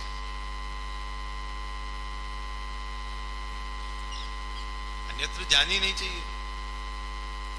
श्री ठाकुर जी भी ये विचार करने लगे हुए कि मेरा प्रभाव क्या इतना ही रह गया क्या, कि मेरे गोद में विराजने पर भी यशोदा जी का चित्त जो है वो दूध में चला गया। ठाकुर जी से संबंधित वस्तु में भी चित्त नहीं जाना चाहिए। जब ठाकुर जी सन्मुख हो, वो प्रभु को अरुचिकर लगता है। नंद बाबा इतना श्रवण करके भी है नारायण समो गुणे और फिर भी कहीं और चित्त लगाए तो ठाकुर जी कैसे चलेगा। इसलिए महात्मा ज्ञान कराया। अब तो और कृष्ण में जो है प्रीति हो जानी चाहिए। आचार्य चरण यहाँ क्या करें, गर्गाचार्य जी अपने घर मथुरा पहुंच गए। इस प्रकार कहने का सुखदेव जी का आशय ये था। देखो ये गर्गे च स्वगृहम गते कहा है, तो गर्गाचार्य जी अपने स्वगृह निजगृह मथुरा में पधार गए। ये क्यों कहा सुखदेव जी ने कि गर्गाचार्य जी चले गए इतना ही कह देते, अपने घर पधारे ये क्यों कहा? तो उसका कारण क्या है कि गर्गाचार्य जी नामकरण संस्कार करा के एवं उपदेश देकर यहां से रवाना हुए ब्रज से। मार्ग में कंस द्वारा किसी प्रकार का संकट गर्ग जी को नहीं हुआ। ये किससे प्रमाणित हुआ कि जब सकुशल अपने घर पहुंच गए, वह सुखपूर्वक घर पहुंच गए। इससे नंदराय जी को इसकी चिंता भी नहीं करनी पड़ी, क्योंकि ये पहले ही कह दिया था गर्गाचार्य जी ने कि अगर कंस जान जाएगा कि मैं तुम्हारे पुत्रों का संस्कार कर रहा हूं तो वो समझ जाएगा कि वसुदेव का पुत्र है ना, तो उपद्रव करेगा। तो सकुशल जब घर पे पधार गए गर्गाचार्य जी, तब नंद बाबा को शांति मिलेगी। तब कोई जान नहीं सका इस बात को, और कोई क्या कंस नहीं जान सका। सबसे बड़ी बात यह, क्योंकि वही करता उपद्रव। तो श्लोक में गर्गे च स्वगृहम गते चकार है, और कौन? तो च अक्षर का आशय प्रकट करते हुए आचार्य चरण आज्ञा कर रहे हैं कि नंदराय जी के मन में यह चिंता थी कि गर्गाचार्य जी वसुदेव जी के पुरोहित का यहाँ आना और बालकों का नामकरण संस्कार कराना, इन दोनों का पता कहीं गोकुल में तो लग नहीं गया। खिरक में नामकरण संस्कार हुआ तो कंस को तो पता नहीं चला। काहे से पता चला ये बात कि गर्गाचार्य जी सकुशल घर पधार गए। अब गोकुलवासियों को तो पता नहीं चला इसका, ये भी चिंता हुई। इस चिंता को ये च शब्द जो है वो कह रहा है, गर्गे च स्वगृहम गते। किंतु गर्ग जी के जाने पर जब दोनों बालक रामकृष्ण, नंद एवं अन्य गोपादि, देखो ये चकार जो है ना अन्य गोपादि का सूचक है। गोकुल में कैसे पता चलेगा? नंद बाबा ही तो थे ना रामकृष्ण को गोद में लिए हुए, तो गोकुल में किसी को पता न चल जाए इसकी चिंता क्यों हुई? क्यों वहां अंतरंग गोप भी साथ में थे। इस नामकरण लीला के समय जो नंद बाबा के अंतरंग थे वो भी वहां थे। किंतु कई बार क्या होता है, अंतरंग भी जो है ना वाचाल हो जाते हैं। हम तो अंतरंग समझ के कोई बात अपनी कहें उनसे, और 2 दिन बाद मालूम पड़े कि सारे जगत को मालूम पड़ गई बात। वो अंतरंग भी यूं कह देते हैं कि देखो कितना विश्वास करते हैं नंद बाबा, और किसी को नहीं बुलाया, मुझे ही बुलाया। वो अपनी जो है प्रधानता दिखाने के लिए वो सबको गादे में, है ना। तो समग्र गोकुल में समाचार फैल जाए कि नंद बाबा ने चोरी छिपे नामकरण संस्कार किए, है ना। तो अंतरंग से भी सावधान रहना पड़ता है ना। तो जो गोपादी अंतरंग संस्कार के समय उपस्थित थे, वे सब सकुशल कुशल पूर्वक मार्ग में किसी से भी वार्तालाप इस विषय में नहीं करते हुए घर पहुंच गए। तब नंद बाबा को शांति, ये सब जो गोप सम्मिलित थे वो सब अपने अपने घर पहुंच गए। नंद बाबा को अब शांति मिलेगी गोकुल में, अब किसी को ज्ञात नहीं होगा। तब नंदराय जी अत्यंत प्रसन्न हुए और मन में समझने लगे कि आज मेरा नाम सार्थक हुआ नंद, क्योंकि गर्ग जी के आने और नामकरण संस्कार कराने का कहीं भी एवं किसी को भी पता न पड़ा। तो इस आनंद को पाया नंद बाबा ने, और जो अंतरंग थे उन्होंने पाया। यदि सबको ज्ञात होता तो कंस अवश्य उपद्रव करता, जिससे जनता दुखी होती। तो ऐसा न हुआ, इससे मेरा नाम अब पूर्ण सार्थक हुआ। देखो ध्यान देना, अगर कंस को पता चल जाता तो जैसे पहले दैत्य भेज रहा था और भेजता, अधिक कुछ उपद्रव करता, है ना। तो उसका परिणाम जो सबको भोगना पड़ता। जब तृणावर्त आया तो क्या ब्रजवासियों को जो परिणाम नहीं भोगना पड़ा? समग्र गोकुल को रजाच्छादित कर दिया। उस प्रसंग में वर्णन है कि अपने आप को भी नहीं पहचान पा रहे थे ब्रजवासी, कि दुख प्राप्त हुआ नहीं। जो स्वजन संबंधी स्नेहिल हैं उनको नहीं देख पा रहे थे, तो अनेक आशंकाएं ऐसी अवस्था में होती है। जिसे यशोदा जी के मन में हुई कि जहां बालकृष्ण को पधरा के गई वहां नहीं दिखे हैं, तो कैसी अवस्था हो गई, मूर्छित हो गई। जैसे गाय जिसका बछड़ा जो है मरण को प्राप्त हो जाए तो उसकी कैसी दशा होती, ऐसी यशोदा जी की दशा। किंतु अब जब किसी को पता नहीं चला तो उपद्रव नहीं होंगे, तो ब्रजवासी सब संकट से बच गए। सबके मन में आनंद पूर्ववत रहा। तो आज मेरा नाम जो है नंद वो सार्थक हो गया कि सबका आनंद यथावत बना हुआ है। अब कह रहे हैं कि मुझे महानिधि प्राप्त हुई है। ये श्री कृष्ण सर्व इच्छित पदार्थों एवं दूसरों के वांछित कामनाओं को पूर्ति करने में मैं समर्थ हुआ। ये वास्तव में निधि मुझे प्राप्त हुई। इन कृष्ण के मिलने से ही मेरे द्वारा सबकी इच्छाएं पूर्ण हो सकी। तो देखो यही भाव वैष्णव को रखना चाहिए। अपने द्वारा किसी का इच्छित कोई कार्य बनता हो तो उसमें कभी ऐसा अभिमान नहीं करना चाहिए कि मैंने किया इसलिए हुआ। वैष्णव सेवा, गुरु सेवा, भगवत सेवा, सब में एक ही भाव रहे कि प्रभु ने कृपा की इसलिए ये कार्य संपन्न हुआ, मेरी क्या सामर्थ्य। तो ये जो निधि मुझे प्राप्त हुई है ना, इसलिए मैं इस योग्य हुआ कि सबके आनंद में कारण बना। तो इसी कारण से उच्च स्थिति को पहुंचा हूं। यो अपने मन में समझ अत्यंत मुदित नंद बाबा हुए प्रसन्न। इस प्रकार भगवान के नामों का चरित्र वर्णन कर अब रूप चरित्र वर्णन करने के लिए कहते हैं कि भगवान की गति अर्थात भगवान का जो शरीर व्यापार चलन आदि वो सब काल रूप है। भगवान की गति ही काल है। श्रुति आदि प्रमाण कर देती है इसका। उसी ही आदिदेविक काल के जाते हुए भगवान की गति होने लगी। उस गति का वर्णन 10 श्लोक से कर। भगवान जो है शनै शनै अवस्था का प्रदर्शन कर रहे,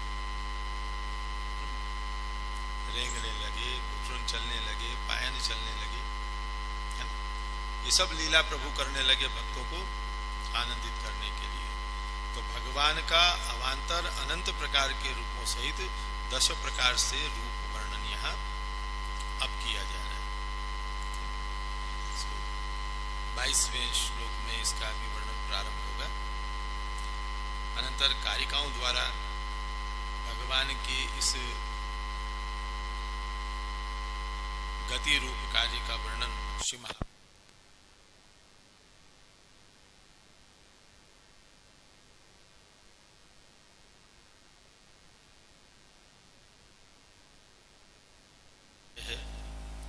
श्री ठाकुर जी कब पायन चलने लगे, पहले घुटुन चले फिर पायन चले, उसी प्रकार से छोटे छोटे शब्द फिर बड़े बड़े शब्द भी उच्चारित करें। मैया बाबा इत्यादि के दादा के बोले दाऊ दादा से। ये सब अभिलाषा यशोदा जी की है। लोक में भी अपन प्राय ये देखते ही हैं, एक माँ जब अपने बालक का पोषण करती है ना, तो ऐसी अभिलाषाएं वो करने लग जाती। कब ये वृद्धि को प्राप्त हो और इस प्रकार की लीलाएं करें, तो सभी माताओं को जो है उत्सुकता होती है बाल चेष्टाओं को देखने की। ये स्वाभाविक है। अब यशोदा जी को उत्सुकता जो हो रही है वो लोक में माताओं को जैसी उत्सुकता होती है वैसी नहीं है। यहाँ विलक्षण है उत्सुकता, क्योंकि जो उनका बालक है वो लौकिक नहीं है, वो अलौकिक है। उसके कार्य जो है वो लौकिक नहीं है, अलौकिक है। अभी आगे ही आपको प्रभु की इस गति लीला में जो है उस गति की अलौकिकता जो है उसका दर्शन प्राप्त होगा। लोक में जैसे माता पिता अपने पुत्र की चेष्टाओं से आनंद पाते हैं, बालक की चेष्टाओं से आनंद पाते हैं, उससे कहीं विलक्षण आनंद नंद यशोदा को प्राप्त हुआ। उसका वर्णन यहाँ आगे सुखदेव जी महाराज कर रहे हैं।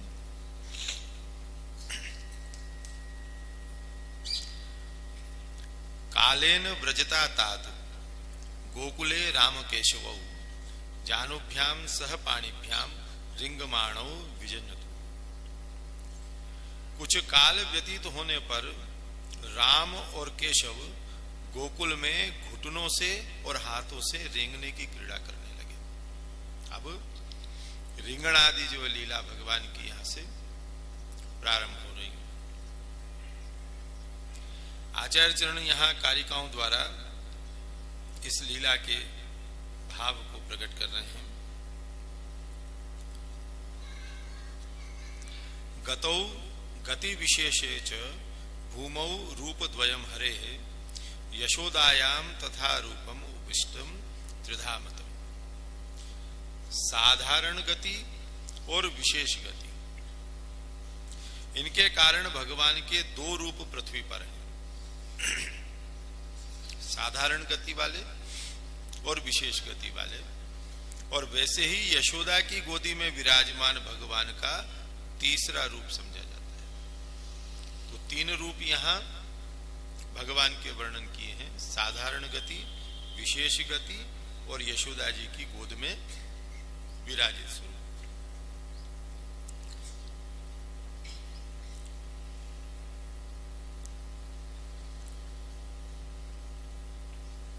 22वें श्लोक में भगवान की गति रिंगणादि गति का वर्णन है। जो अभी कहा, कालेन व्रजता तात गोकुले राम केशवो जानुभ्याम सह पाणिभ्याम रिंगमाणो विजन्यतु। और 23वें श्लोक में गति के प्रकारों का वर्णन है। गति के प्रकार, कभी तीव्रता, कभी मध्यमता, कभी बिल्कुल धीरे, कभी थक जाए तो जहां तक चले वहीं सो जाए भूमि पे, है ना। इसका वर्णन 23वें श्लोक में है।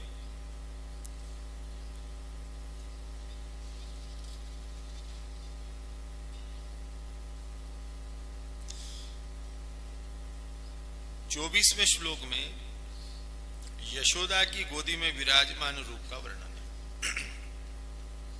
इन तीनों श्लोकों का सारांश इस कारिका में आचार्य श्री ने प्रकट किया है। गतौ गति विशेषे च भूमौ रूप द्वयम हरे यशोदायाम तथा रूपम उपविष्टम त्रिधामतम।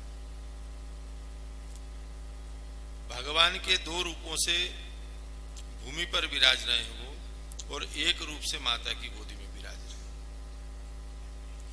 इस प्रकार तीन श्लोकों में बैठे हुए तीनों रूपों का स्पष्टीकरण किया है।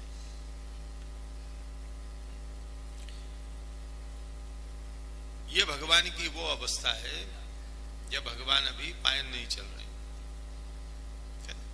जैसे शिशु होता है ना, उसमें जैसे जैसे वृद्धि होती है तो पहले तो उसके हाथ और पग को चलाने से उसका परिज्ञान होता है कि वृद्धि को प्राप्त हो रहा है ना। जन्म से ऐसी क्रिया नहीं होती बालक में। जैसे जैसे पोषण होता है ना, फिर उसके हाथ पग इत्यादि चलने लगते हैं। फिर बालक करवट लेने लगता है, स्वतः करवट लेने लगता है। उसके बाद उल्टा हो जाता है। फिर उल्टा होने के बाद में घिसटने का प्रयत्न करता है, हाथों के बल कुछ आगे सरकने का प्रयत्न करता है। ऐसे शनै शनै उसकी वृद्धि जो है उसकी गति से प्रमाणित होती है।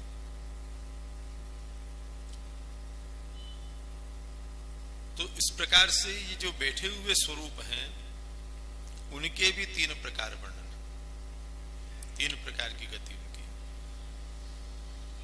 द्वितीय कारिका में आचार्य चरण आज्ञा कर रहे हैं, अन्याश्रितम स्वतश्चैव कथंचित सर्वथा तथा उत्थितम तु त्रिधा रूपम युक्तम त्रिविध लीलया। दूसरों के आश्रित, कुछ स्वतः अपने आप पर आश्रित, सब तरह से अपने ऊपर आश्रित। इस प्रकार 3 प्रकार के खड़े होकर लीला करने के भगवान के 3 स्वरूप हैं। आगे वर्णन आएगा, गाय के बछड़ा की पूंछ पकड़कर जो है भगवान चल रहे हैं, तो कभी किसी ब्रजवासी नंद बाबा उंगली देते हैं, पकड़ के खड़े हो जाएं, है ना। फिर थोड़ा चलाने के बाद नंद बाबा हाथ छोड़ दें तो 1-2 पग तो भगवान भरते हैं, पुनः गिरने लगते हैं, है ना। तो कुछ स्वतः अपने पर आश्रित, थोड़ा सा तो चल लें, है ना, फिर एकदम गिरने लग जाए। और दूसरों पर आश्रित, उंगली पकड़ के चले। और सब तरह से अपने ऊपर आश्रित, जब पूर्णतः अपने पायन भगवान चलने लगे, चरणों से गति करने लगे। इन 3 प्रकार की खड़े होकर लीला करने से भगवान के 3 प्रकार के खड़े स्वरूप, पहले बैठे हुए 3 स्वरूप, उनकी साधारण और विशेष गति आदि का वर्णन किया। अब भगवान ने खड़े होने की लीलाएं 3 प्रकार से की हैं। पराधीन होकर, जैसे बछड़ों की पूंछ को पकड़कर खड़े हो जाएंगे, हैं? घुटन चलते हुए जाए, खड़ा होना हो तो सहारा चाहिए ना, तो बछड़ा की पूंछ लटकती हो तो पकड़ के खड़े हो जाए। अथवा कभी माता के अथवा दूसरे किसी के हाथ की उंगलियों को पकड़कर खड़े हो जाए। इस प्रकार से भगवान चलना सीख रहे हैं। इस प्रकार की लीला आगे 25वें श्लोक में उसका वर्णन है। इस लीला में पूर्ण स्वतंत्रता नहीं थी, है ना? दूसरे का आश्रय लेना पड़ा ना, भले बछड़ा का ही लिया हो, तो पूर्ण स्वातंत्र इसमें नहीं। यद्यपि दूसरों के आश्रय बिना स्वयं लीला करते थे तो भी पूर्ण स्वतंत्र न थे। देखो, भगवान को किसी के आश्रय की आवश्यकता है,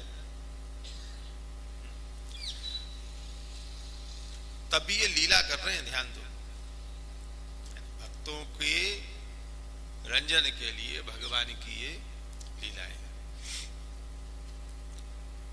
अब यदि स्वतंत्र भी हो जाएं और स्वतः ही कोई लीला करने लगे, खेल आदि करने लगे, है ना, तो उस खेल से बाल कृष्ण को कोई क्षति न हो, अनिष्ट न हो, है ना। तो खेलने की सामर्थ्य है, पर माता यशोदा रोक देती कि नहीं, ये नहीं। जैसे कोई धारदार वस्तु, है ना, उसको खेल खेल में उठाने लगे तो यशोदा जी दौड़ के जाती और हाथ से वो छुड़ा देती। तलवार इत्यादि क्यों उठाने लगे ठाकुर जी, हानि होगी। तो खेलने की सामर्थ्य होते हुए भी अनिष्ट का विचार कर माता यशोदा जी रोक देती कि नहीं। आज भी लोक में होता है कि बालक को ऐसा खेल खेलें कि जिसमें उनका अनिष्ट हो सकता हो, तो अभिभावक रोक देते हैं ना कि ये नहीं खेलना, दूसरा खेल खेलो। अब खेलते खेलते कोई बालक गिर जाए, उसके लग जाए, तो माता पिता क्या कहते हैं, अब बैठे बैठे खेलना, अब मत जाना बाहर, है ना। तो उस प्रकार का जो भाव यशोदा जी का है, तो प्रभु भी वैसी लीला कर रहे हैं। इस प्रकार की लीला जो है उसका वर्णन 26वें श्लोक में। और ये लीलाएं भगवान ने पूर्ण स्वतंत्रता से की हैं, न कि किसी का आश्रय लेकर। 3 प्रकार की लीला कही है, दूसरों के आश्रित, कुछ अपने, कुछ दूसरों के आश्रित, और सब तरह से स्वाश्रित लीला। तो ये पूर्ण स्वतंत्रता से जो की हुई लीला है, न किसी का आश्रय लिया और न किसी ने रुकावट डाली। इस प्रकार की पूर्ण स्वतंत्र लीलाओं का वर्णन 27वें श्लोक में किया है। तो 25, 26 और 27 इन 3 श्लोकों में भगवान की 3 प्रकार की लीला कही है ना। दूसरों के आश्रित होकर किया हुआ लीला कार्य, कुछ दूसरों का आश्रय, कुछ स्वतः की हुई लीला, और पूर्णतः स्वतंत्रता से की हुई लीला। अब भगवान ने ये सब लीलाएं क्यों की, उन श्लोकों में जब उन लीलाओं का दर्शन करेंगे तो सुबोधनी जी द्वारा जो है उसका स्वारस्य समझ में आएगा।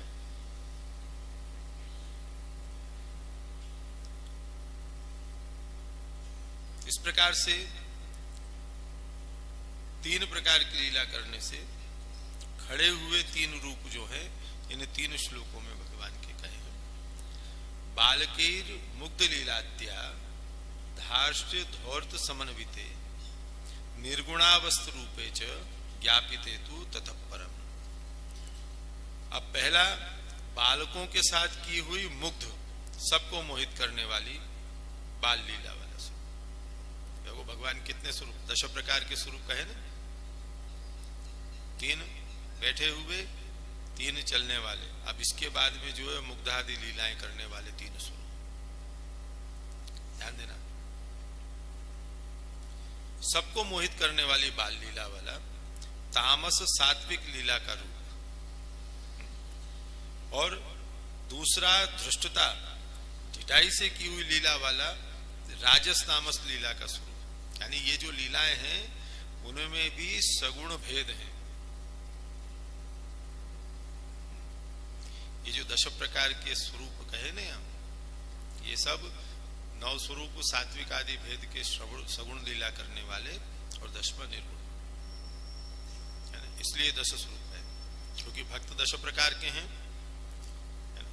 सबको निरुद्ध करना है, इसलिए भगवान की ये सब चेष्टाएं लीलाएं सब। तीसरा रूप जो है धूर्तता, धूर्तता से की हुई लीला वाला, तो आगे विस्तार इसका प्राप्त होगा। ये तामस लीला का स्वरूप है। कुछ भक्त ऐसे भी होते हैं ना जो उद्दंडता से ही आकर्षित होते हैं। सहज सहज कोई कार्य करे ना बालक तो इतना आकर्षण नहीं होता, कुछ तोड़ दे फोड़ दे, कुछ बिगाड़ दे, कुछ गिरा दे, तो फिर आकर्षित जल्दी होते। इस प्रकार लीलाओं द्वारा त्रिविध रूप दिखाकर उसके पश्चात निर्गुण अवस्था के रूप का प्रदर्शन किया। तो 3 बैठे हुए, 3 चलते हुए और 3 ये मुग्ध भाव की सब लीला करते हुए स्वरूप, 9 विध स्वरूप ये, और एक निर्गुण अवस्था का स्वरूप जिसमें निरुद्ध हुए सब। भगवान की लीलाएं भक्तों के निरोधार्थ हैं, ये बात सदैव ध्यान में रखना। भगवान ने जो भी लीला की हैं वो सब लीला भक्तों को अपने में निरुद्ध करने के लिए की। भगवत गीता में कहा है नानवाप्तम अवाप्तव्यम वर्तेव च कर्मणि। कर्म करके जो भी कुछ मनुष्य प्राप्त करते हैं, ऐसा इस जगत में कुछ भी नहीं है परमात्मा के लिए कि जिसको प्राप्त करने के लिए वो कर्म करे।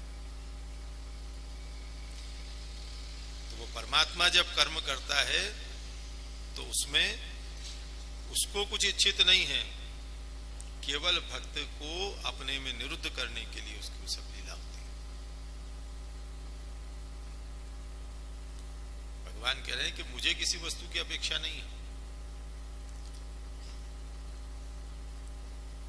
अरे सब उनका है। क्रीड़ा भांडम इदम विश्व, समग्र विश्व उनका खिलौना है। जब सब उनका है तो विशेष क्या रहा, इसकी इच्छा करे, कुछ शेष हो तो इच्छा करे।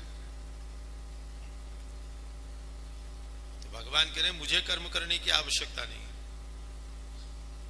फिर भी भगवान कर्म कर रहे हैं ना, तो अपने लिए नहीं, भक्तों के लिए। ये सब लीला इसलिए कहलाती है कि इसमें भगवान है जो लीला करता, उनको कोई प्रकार का श्रम नहीं है। किसी भी कार्य को करने के लिए भगवान को कोई प्रयत्न नहीं करना पड़ता, यानी जो सहज हो वो लीला है। भक्त सात्विक आदि भेद से भिन्न भिन्न है। सगुण भेद से 9 प्रकार और उनके फिर और प्रभेद। सगुण में भी सात्विक राजस तामस, फिर सात्विक सात्विक सात्विक राजस सात्विक तामस, फिर इनके और प्रभेद हो जाते हैं। तो ऐसे अनेक भाव वाले भक्त हैं, पर मुख्य जो हैं वो 10 प्रकार के। सात्विक राजस तामस के त्रिविध भेद से 9 प्रकार के सगुण भक्त और एक निर्गुण। अतः लीलाएं भी भिन्न भिन्न प्रकार से भगवान ने तदर्थ किए। उन सब भक्तों को अपने में निरुद्ध करने के लिए भिन्न भिन्न प्रकार से लीला। जो सात्विक भक्त हैं उनके लिए सात्विक की लीला की है भगवान ने, तामस लीला से उनका निरोध नहीं होगा। जैसे सिद्धांत को आप समझो तो महर्षि वेदव्यास जी ने अष्टादश पुराण जो हैं वो प्रकट किए, 18 पुराण। श्री महाप्रभु जी आज्ञा करते हैं कि कल्प जो हैं वो सगुण निर्गुण भेद से कहे गए। कल्प भी जो है सगुण निर्गुण है। तो सात्विक राजस तामस कल्पों में भगवान ने जिन जिन रूपों को धारण करके सृष्टि की रचना स्थिति लय आदि किए हैं वो उस कल्प के पुराण में कही गई है। सात्विक कल्प के पुराण में जो लीलाएं कही गई हैं, तो सात्विक कल्प में जिस रूप से भगवान ने विष्णु आदि रूप से सृष्टि की रचना की, राजस कल्प में ब्रह्मादि रूप से रचना की, तामस कल्प में शिवादि रूप से रचना की सृष्टि की, तो उन पुराणों में फिर उन्हीं को परब्रह्म स्वरूप वर्णन किया है। तो महाप्रभु जी निबंध में आज्ञा करते हैं, ये कहने से ऐसा नहीं समझना चाहिए कि ब्रह्मा शिवादि जो है सृष्टि के रचयिता है, ये नहीं है। उस कल्प में वो परमात्मा तद्रूप होकर ब्रह्मादि रूप होकर लीला की रचना कर रहा है, सृष्टि की रचना कर रहा है। तो वस्तुतः किसी भी कल्प की कथा देखो, सृष्टि की रचना करने वाला तो निर्गुण परात्पर पूर्ण पुरुषोत्तम ही है, रूप भिन्न भिन्न धारण करता है। तो जैसे भक्त हैं उनके उद्धार के लिए उसी कल्प के सात्विक भक्तों को सात्विक जो लीलाएं हैं भगवान की वही रुचिकर लगेंगी। अपन घर में भी देखते हैं 4 सदस्य हों और अपने बालक कोई छोटा सा क्रीड़ा करता हो तो उसकी हर चेष्टा सबको रुचिकर नहीं लगती। घर के 4 सदस्य हैं ना, चारों उसको क्रीड़ा करते देखेंगे तो उसकी प्रत्येक चेष्टा सबको रुचिकर नहीं लगेगी। क्यों नहीं लगती? कि कोई के स्वभाव में सात्विकता है, कोई के राजसता है। कोई का छोटा सा बालक अगर हाथ जोड़ के आंख बंद करके बैठ जाए तो जो सात्विक हृदय के वो बड़े प्रसन्न होंगे कि देखो अभी से भगवान के भजन का भाव है। वो किस भाव से करता है वो बालक का हृदय जाने, पर उसकी ऐसी क्रिया से सात्विक हृदय वाले जो है वो प्रसन्न हो जाते हैं कि देखो बालक में अभी से भगवत पड़ता है, होता है। अब जो रजोगुणी स्वभाव के हैं, कोई बालक छोटा सा मिट्टी का घर बना दे, उनको बड़ी प्रसन्नता होगी, बड़ी क्रियाशीलता है, बड़ी निपुणता है। अब सात्विक जीव भगवत परायण जीव है वो तो ये विचार करेगा अरे घर बनाने से क्या होगा, अभी तो सड़ जाएगा, इससे तो भगवान का भजन ही कर लेता है ना। तो ये स्वभाव वेद जो है ना अपन लौकिक व्यवहार में प्रत्यक्ष देखते हैं। तो भगवान अपने भक्तों के इस स्वभाव को देखकर उनको अपने में निरुद्ध करने के लिए वैसी ही लीला करते, जिसको जिस प्रकार की लीला के दर्शन से भगवान में निरुद्धता हो भगवान उसके लिए वैसी ही लीला करते हैं। और वो सब लीला यहाँ बाल लीलाओं में इस अध्याय में वर्णित। और ध्यान देना, पहले जो कहा ये लीला भगवान ने स्वेच्छा से की है, ये लीलाएं भगवान ने स्वेच्छा से की हैं, इसलिए सबके लिए सुखद आनंद रूप है। और मैं कहा ना अन्येच्छाकृत जो चरित्र हैं वो भक्त को कदाचित दुख भी प्राप्त कराते हैं, और जो स्वेच्छा से भगवान लीला करते हैं उसमें भक्तों को केवल आनंद की प्राप्ति, दुख नहीं। तो इस अध्याय में वो चरित्र वर्णन है, इसीलिए तो उनके श्रवण से अंतःकरण शुद्ध होता है।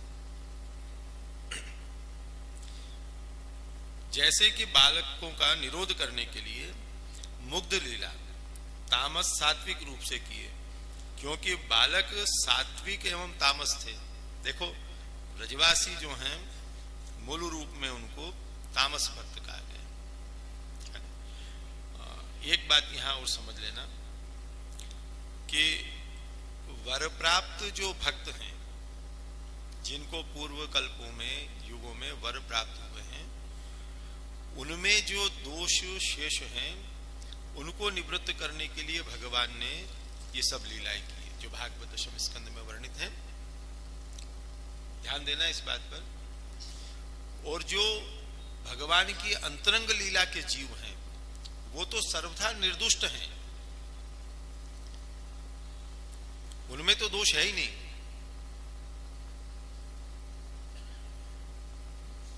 जैसे गौचारण के समय भगवान वन में पधारते,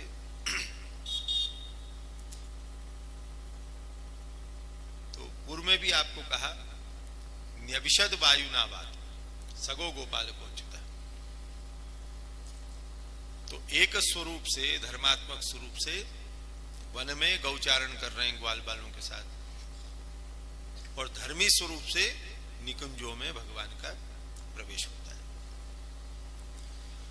तो ये जो निकुंजस्थ भक्त हैं, ये अंतरंग लीला सृष्टि के, वो तो निर्दुष्ट हैं, इसलिए मध्याह्नकालीन लीला में निकुंज आदि में उनको भगवदानंद की अनुभूति होती है लीला द्वारा।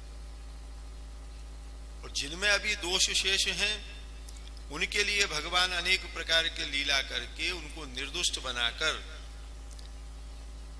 तब वेणुनाद करके उनको रास आदि द्वारा स्वानंद दान करेंगे। तो वो भक्त कौन है कि जिनको वर प्राप्त हुआ,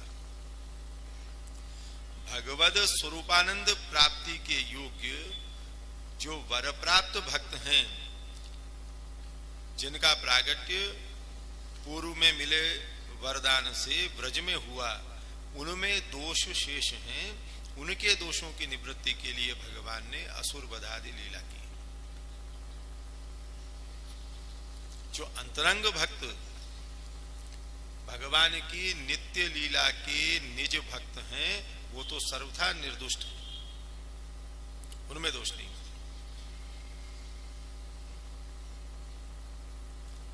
जैसे वार्ता प्रसंगों में आप देखते हैं ना,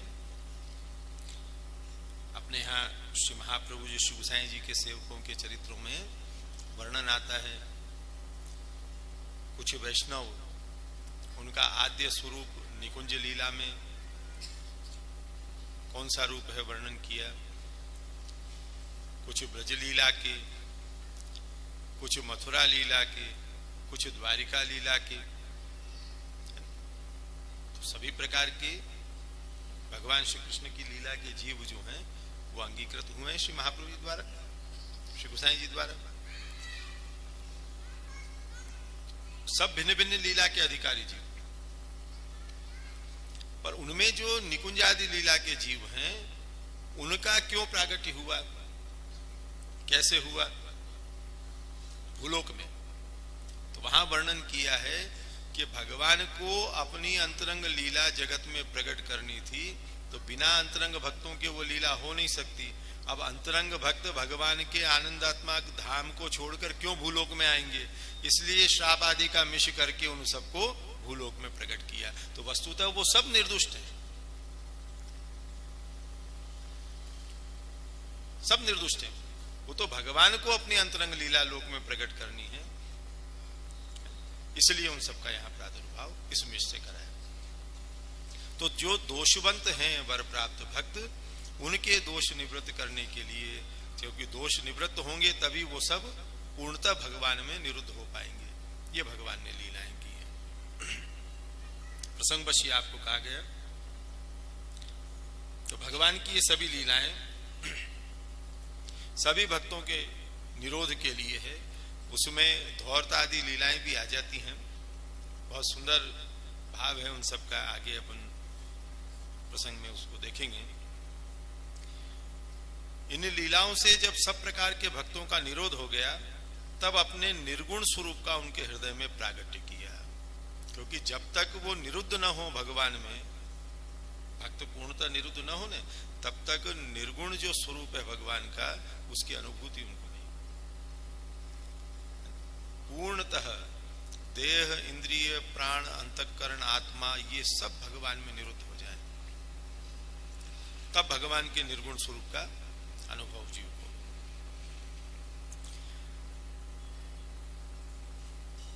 22, 23 और 24वें श्लोक में भगवान की सात्विक लीला का वर्णन है, बैठे हुए त्रिविध स्वरूप।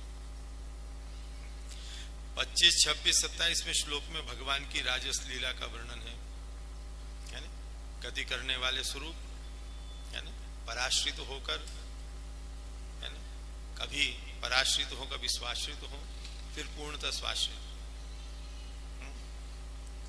ये लीला राजस लीला, राजस भक्त जो है, भक्तों में जो राजसत्व है उसको भगवान जो है प्रेरित कर उनको अपने में निरुद्ध करते।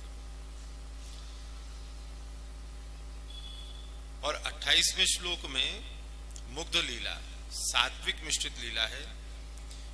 दूसरे 28वें श्लोक में गोपियों की उक्ति है, उसमें रूप वर्णन नहीं है, केवल लीला का कथन जो किया है उसमें रूप वर्णन प्राप्त नहीं होता।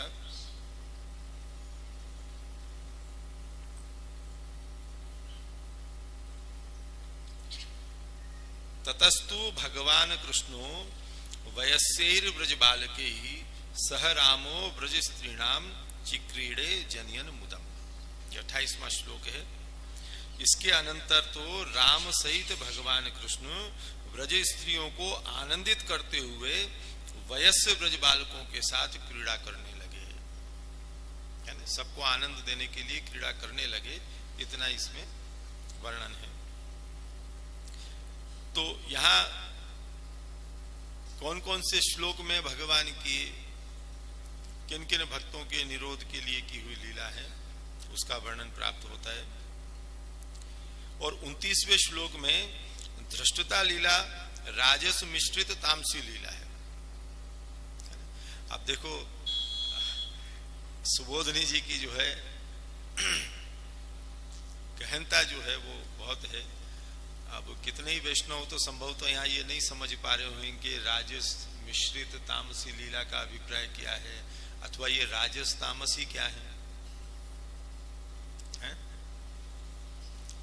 जो सत्संग करते हैं सुबोधनी आदि ग्रंथों का, कदाचित उनका तो प्रवेश हो इन भाव में, पर अच्छा ये सात्विक राजस तामस जो है इसका अभिप्राय क्या है, कितने वैष्णव जानते हैं? एक बार हाथ खड़ा करें।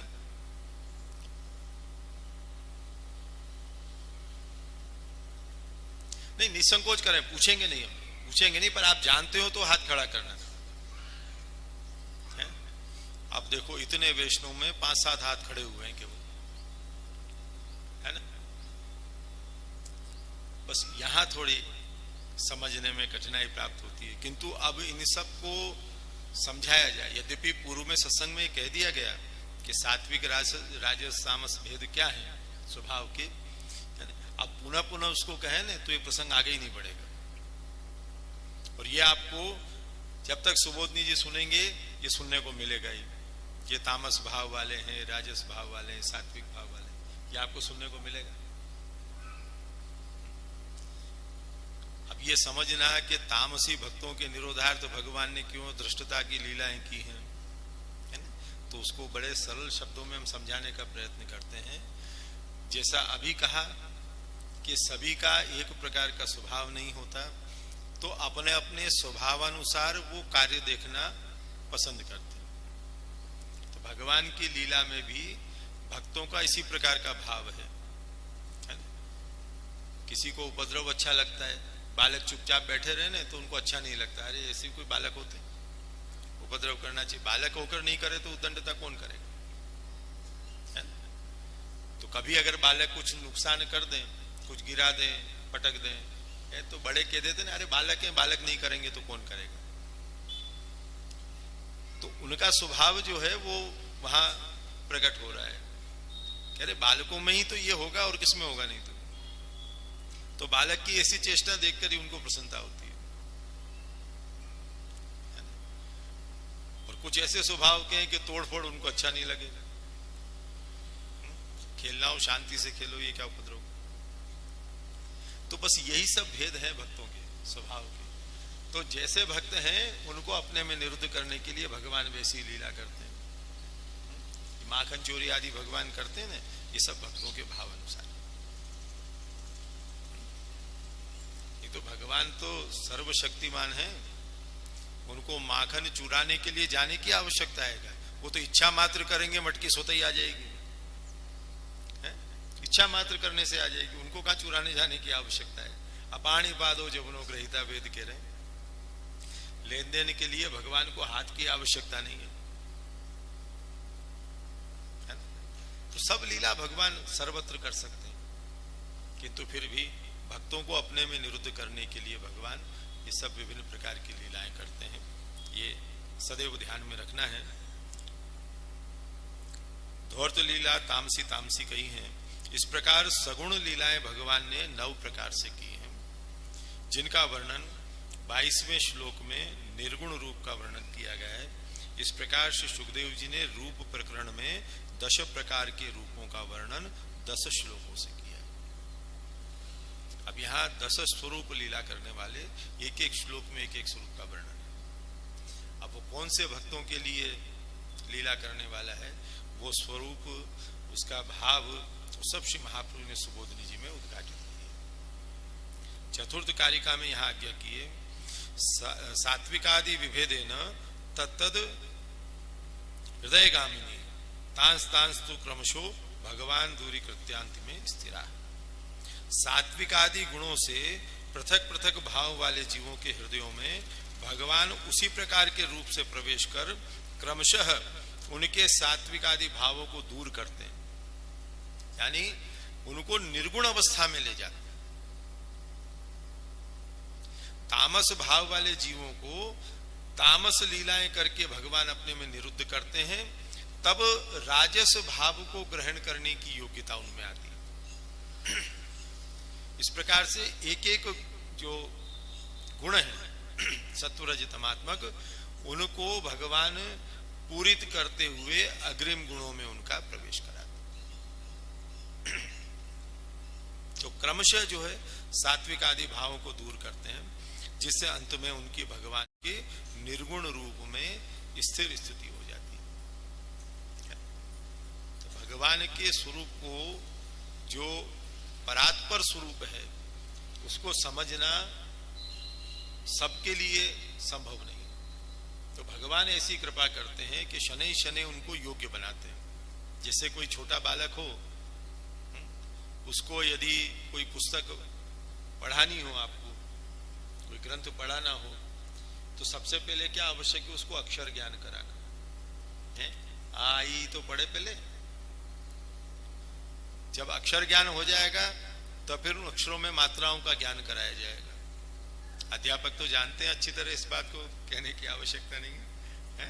फिर मात्राओं का ज्ञान कराया जाता है, आ की मात्रा, ई की मात्रा, है ना, उससे कैसे उच्चरित होता है वर्ण। उसके बाद उन अक्षरों को जोड़कर शब्द बनाना, फिर शब्दों को जोड़कर वाक्य बनाना, फिर शब्दों में भी क्रिया रूप शब्द कौन से हैं, संज्ञा रूप कर्म कौन से शब्द कौन से हैं, ये सब समझाया जाता है ना। इतना सब ज्ञान देने के बाद में वो बालक समझ पाता है कि राम बाजार गया, इसका अर्थ क्या है।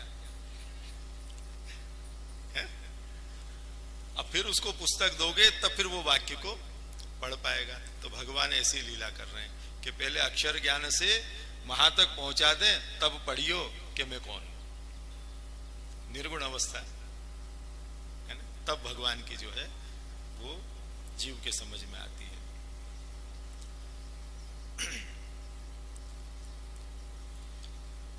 इस कारिका में समग्र प्रकरण का तात्पर्य कहा गया है कि भगवान ने व्रजस्थों के सात्विक आदि भावों को लीलाओं द्वारा सगुण रूप से क्रमशः दूर कर अंत में निर्गुण स्वरूप में हृदय की उनकी स्थिति कराई। और निर्गुण स्वरूप में जब स्थिति हो जाती है तो फिर चित्त वहां से कदापि हटता नहीं। परमात्मा का परिपूर्ण आनंद उस निर्गुण स्वरूप के हृदय स्थित होने पर ही अनुभूत होता है, और उस आनंद को देने के लिए ही तो भगवान प्रकट हुए। अब जीव में सामर्थ्य नहीं है वहां तक पहुंचने की, इसलिए भगवान स्वयं लीला द्वारा जीव को वहां तक पहुंचाते हैं कि भगवान के निर्गुण परात्पर स्वरूप, रसात्मक स्वरूप में उसकी स्तुति। यहाँ पंचम कारिका अंतिम कारिका है जिसमें इस प्रकरण का भाव वर्णित है। यशोदार्थम इयम लीला प्रसंगाद अन्यगामिनी सदैवताग्रहे व्यग्राहा तदेवं दशधा हरि। भगवान ने यह लीला यशोदा माता के लिए ही की है, किंतु प्रसंग से दूसरों को भी इसका लाभ मिला है। जब भी वे ब्रजभक्त घर के कार्य में संलग्न होते हैं तब भगवान लीलाओं द्वारा दश रूप धारण करते हैं। यानी ये 10 प्रकार की जो लीला है ना, ये उन सब भक्तों की जो अन्यासक्ति है उसको निवृत्त कराने के लिए। तो उसमें आगे सब वो माखन चोरी लीला आदि सब आ जाएंगी। जहां जहां भक्ति की आसक्ति है, उस आसक्ति के कारण वो भगवान को भूलता है, भगवान उसमें से आसक्ति निवृत्त करा के वो आसक्ति स्वयं में करा देते। और ये भगवान का अनुग्रह है। इसी को अपने यहाँ पुष्टि मार्ग में कहा है कि भगवान कृष्ण ही पुष्टि भक्त के साधन है और भगवान श्री कृष्ण ही पुष्टि भक्त के लिए फल रूप है। ये लीला भगवान स्वयं कर रहे हैं भक्त को अपने में निरुद्ध करने के लिए। नहीं तो शास्त्रों में तो चित्त शुद्धि के कितने साधन कहे गए हैं। वो क्या सबसे संभव है उन साधनों को करना? तपश्चर्या आदि साधन कहे अंतःकरण शुद्धि के लिए। निष्काम भाव से वर्णाश्रम धर्म का पालन करने पर भी अंतःकरण की शुद्धि होती है। कर पाता है जीव? निष्कामता है कहां? कोई भी कार्य मनुष्य करता है बिना कामना के करता है क्या? आशा अपाश शतेर्बद्धा काम क्रोध परायणा। ये करूंगा तो ये हो जाएगा, ये करूंगा तो ये मिल जाएगा, बस इस प्रकार की आशाओं में अनेक कर्मों में प्रवृत्ति बनी रहती है। तो निर्गुण परमात्मा में स्थिति कैसे होगी? भगवान इसलिए तो कृपा करके स्वयं अवतरित होकर उन योग्य जीवों को जो संसार में भटक रहे हैं अपने में निरुद्ध कराते हैं। इस प्रकार से इस कारिका में यह बताया है कि यद्यपि भगवान ने नाम लीला द्वारा यशोदा आदि ब्रजभक्तों का निरोध किया, किंतु पूर्ण निरोध भाव से वे घर के कार्य में इतनी लीन हो जाती थी जो भगवान को उस समय भूल जाती। तो केवल यशोदा जी नहीं, अन्य ब्रजवासी गृह कार्य में कितनी बार ऐसे निमग्न हो जाते कि उस समय सुधि भी नहीं करते भगवान कृष्ण की।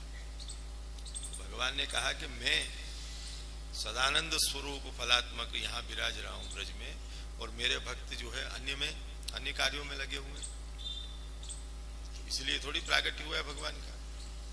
तब भगवान ऐसी लीला करते हैं कि उन सब अन्य कार्यों में जो व्यापृत जीव हैं वो पुनः भगवान में निरुद्ध हो जाएं। अतः भगवान ने रूप लीला द्वारा उनका चित्त उस कार्य से हटाकर अपने में आसक्त कराने के लिए 10 प्रकार के रूप धारण किए। तो देखो, नामानि अग्रे शोधकानि, श्री महाप्रभु ने कारिका में आज्ञा की भगवान के नाम जो है सर्वप्रथम अंतःकरण शोधक है।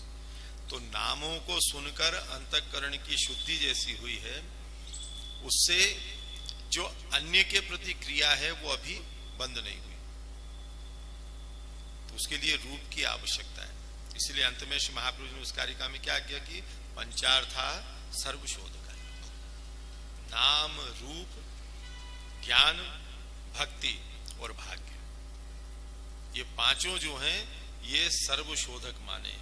देह, इंद्रिय, प्राण, अंतःकरण और आत्मा के शोधक। तो इन सब का उपयोग है। तो पहले नाम द्वारा जो है अंतःकरण शोधन किया, पर उससे पूर्णतः निरुद्धता भगवान में नहीं हो पा रही है। तब भगवान अब रूप द्वारा जो है उस कार्य को करते हैं। यानी स्वरूप से ऐसी लीलाएं करेंगे कि अब और अधिक जो है ब्रजभक्तों की निरुद्धता भगवान में हो जाए। तब वो रूप के द्वारा की हुई जो लीला है उसका कल भगवत कृपा से सत्संग में विचार करेंगे। आज इतना ही कहकर भक्त में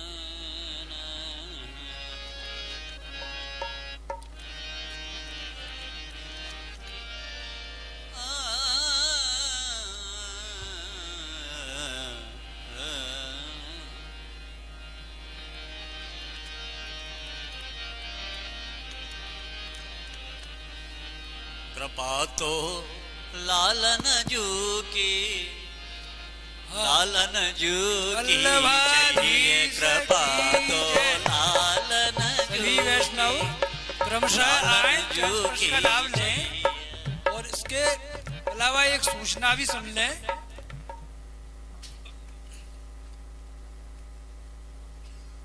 हाँ, रामेश्वर जी कुशेपुर की ओर से ये विनती की जा रही है कि आप श्री 14 तारीख को